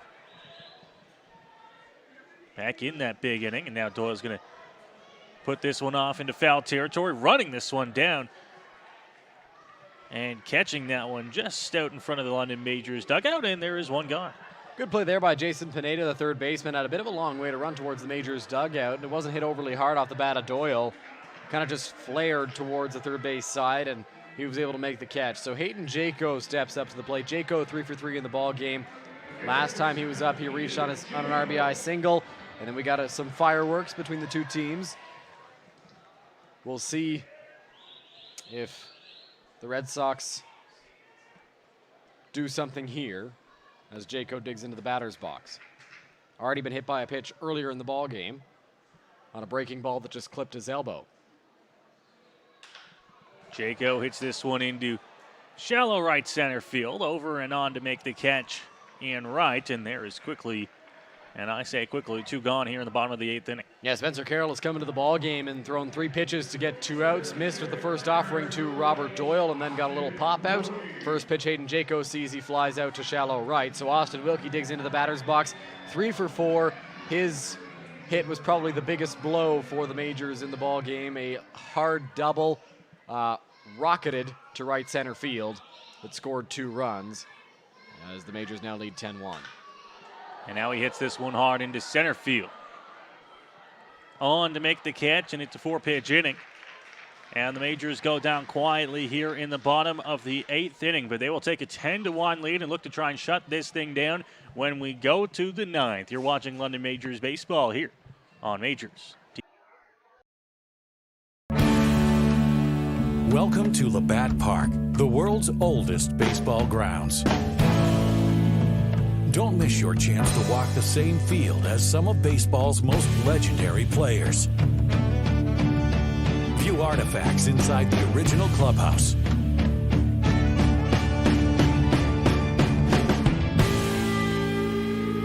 Book your tour at labattparktours.ca. I'm looking for the silver lining, so tell me where it hides. I know I got some lightning, currents running through me. I found that silver lining on the inside of me. Yeah.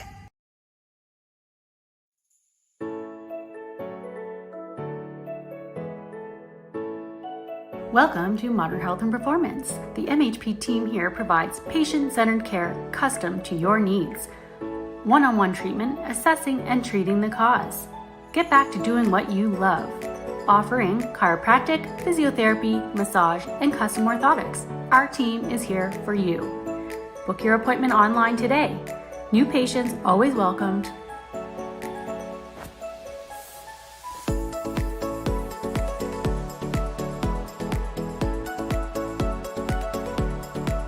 Dr. Alex Colson, official chiropractor of the London Majors.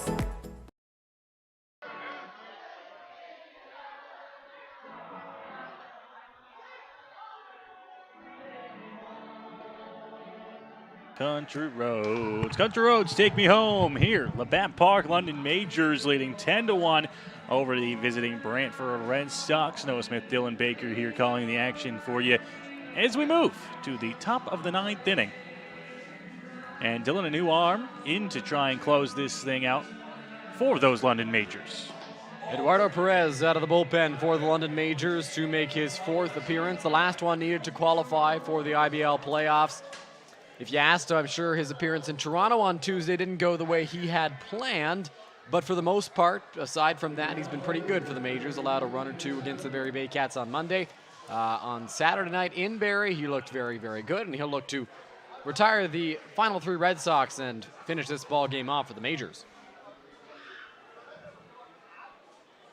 He's got a 10-1 cushion here in the top of the 9th inning. To try and get 3 outs here and get the Majors home with the victory. Try and get into a little bit of a rhythm here. That one going to miss. They'll be down. He doesn't go around. So 1-0 here to start the top of the 9th inning. That one just missed high. Good job by Sutherland to the plate, holding up on the swing.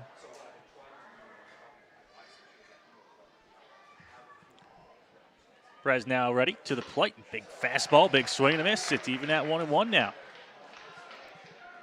Got that lively fastball, loves to use it.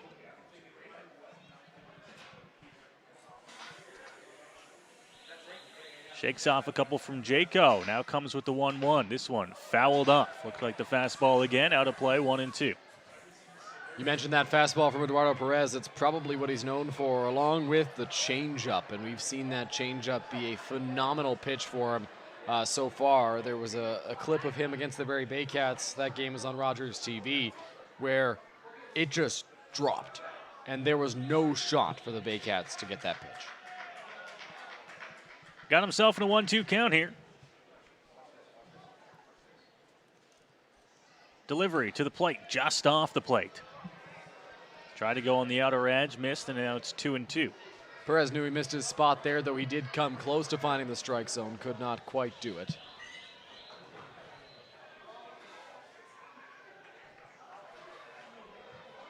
Delivery just off the plate. That was a good location by Perez, but the count now 3-2. A little bit closer than the last one from Eduardo Perez, but it did look like it missed by a little bit.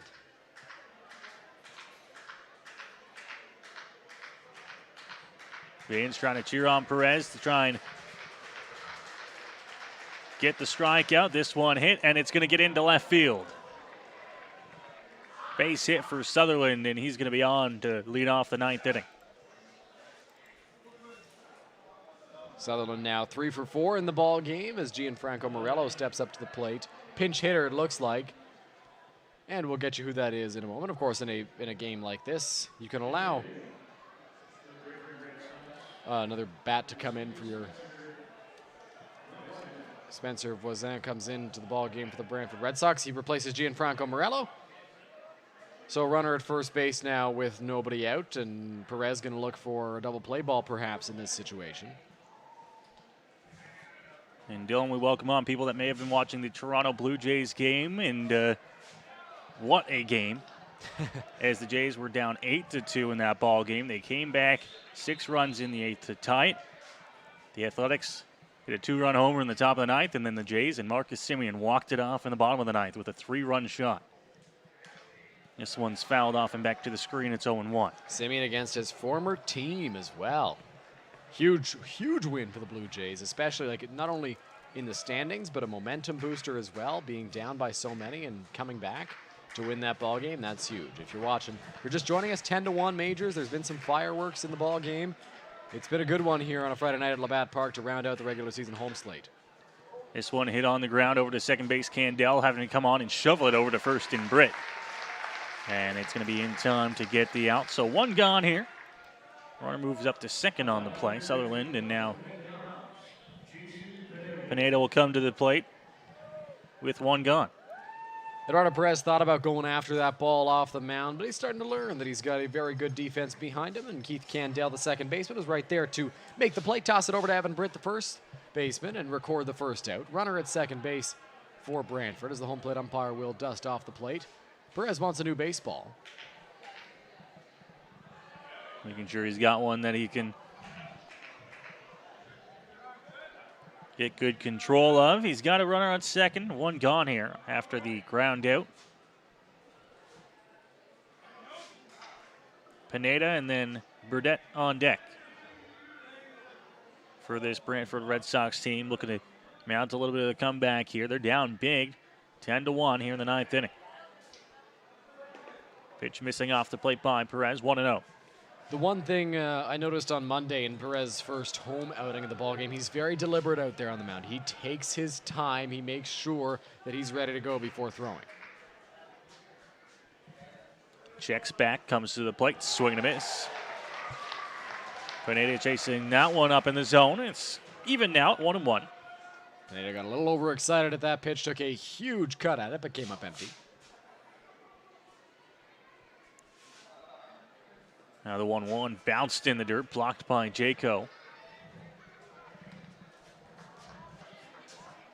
2 balls into strike here. Majors not really holding the runner on at second. Candell is a little bit, but focused on getting the outs here in the top of the ninth, as you would expect in a 10-1 ball game. Yeah, even if I think if Sutherland wants to take third, the Majors may let him, although Jaco may throw over because it's closer than second base, but not a situation where you want to hold the guy on. There for a strike, 2-2. That one was about as center cut as they come, right down Broadway from Perez, and he gets a called strike, so 2-2 now, 1 out, going to look to put away Pineda here. Perez grabs his sign from Jaco on the 2-2 count. Checks back, now comes to the plate. Swing and a miss. Pineda down on strikes, and there is 2 gone.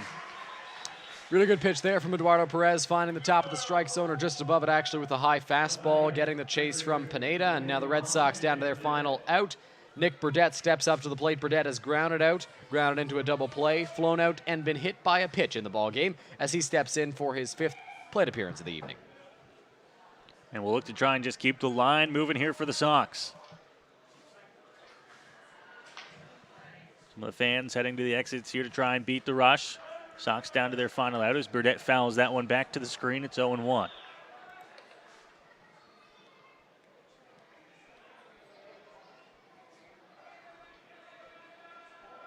Perez, a late comer to this London Majors club. But with some of the young arms that the Majors had this season off to school, you can bet that he's going to be in any role that he can, as Burdette crushes one into the night. Oh man, Nick Burdette hit one a long way and then handed Hayden Jaco his bat.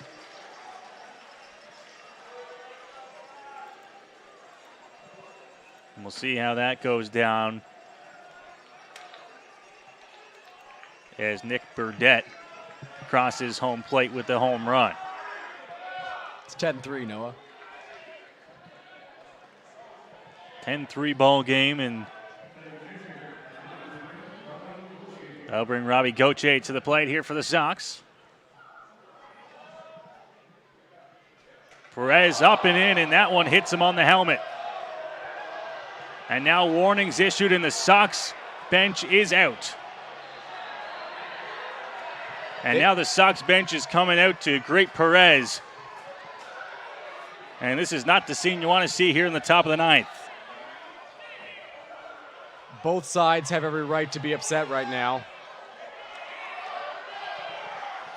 Majors are upset that Burdette handed Jaco the bat after the scrum earlier. Brantford's upset that Perez hit their player in the head, which he should not have done. And Pineda seems to be the most upset. Roop Channerdat pushing him back. And he's getting involved with Roop right down there in front of us.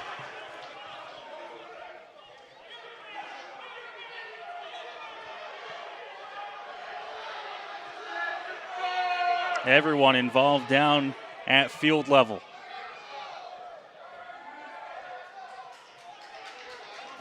All benches here.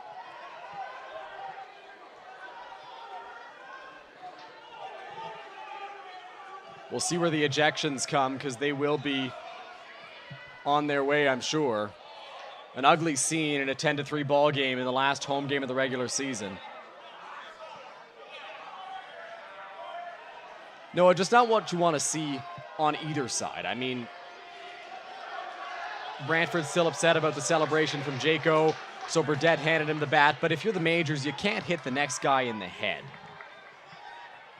You certainly can't, and dangerous play. Exactly. No, I understand the retribution, but you cannot go that high. If you're going to come at him in the hip, come at him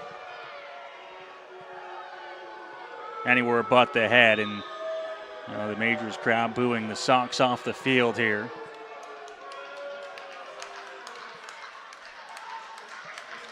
This will, I'm sure, take a little bit to feel out. We're going to see the teams get off the field here. And you'd think that suspensions are likely on the way after this game. All this with 2 gone in the inning. Somebody's in there with Roop Chanadad arguing with the umpire. I think that's Casey David Pullum there for the Majors, but it's a little tough to tell at the moment. We'll see where the ejections lie. The umpires will talk about it. And we will take a quick break. We'll step away. We'll be right back. Majors lead the Red Sox 10-3. Welcome to Labatt Park, the world's oldest baseball grounds. Don't miss your chance to walk the same field as some of baseball's most legendary players. View artifacts inside the original clubhouse.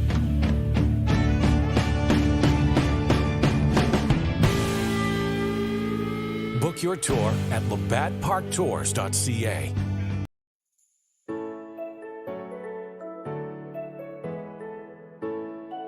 Welcome to Modern Health and Performance. The MHP team here provides patient-centered care custom to your needs. One-on-one treatment, assessing and treating the cause. Get back to doing what you love. Offering chiropractic, physiotherapy, massage, and custom orthotics. Our team is here for you. Book your appointment online today. New patients always welcomed.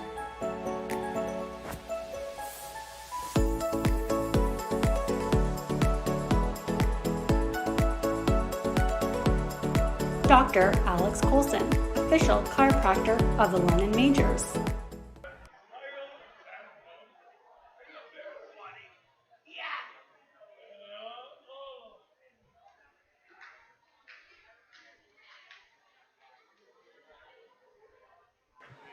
We welcome you back to Labatt Park here. I'm looking for the silver lining, so tell me where it hides. I know I got some lightning, currents running through me. I found that silver lining on the inside of me. Yeah. We now welcome you back here to Labatt Park, and we try to sort out what is going down on the field.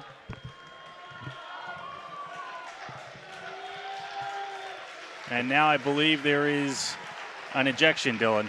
Eduardo Perez has been ejected, and he's greeted by all of the London Majors except for Cleveland Brownlee down there in front of the dugout. They all give him a high five. So Perez is out of the game. Braden Farrington will take over.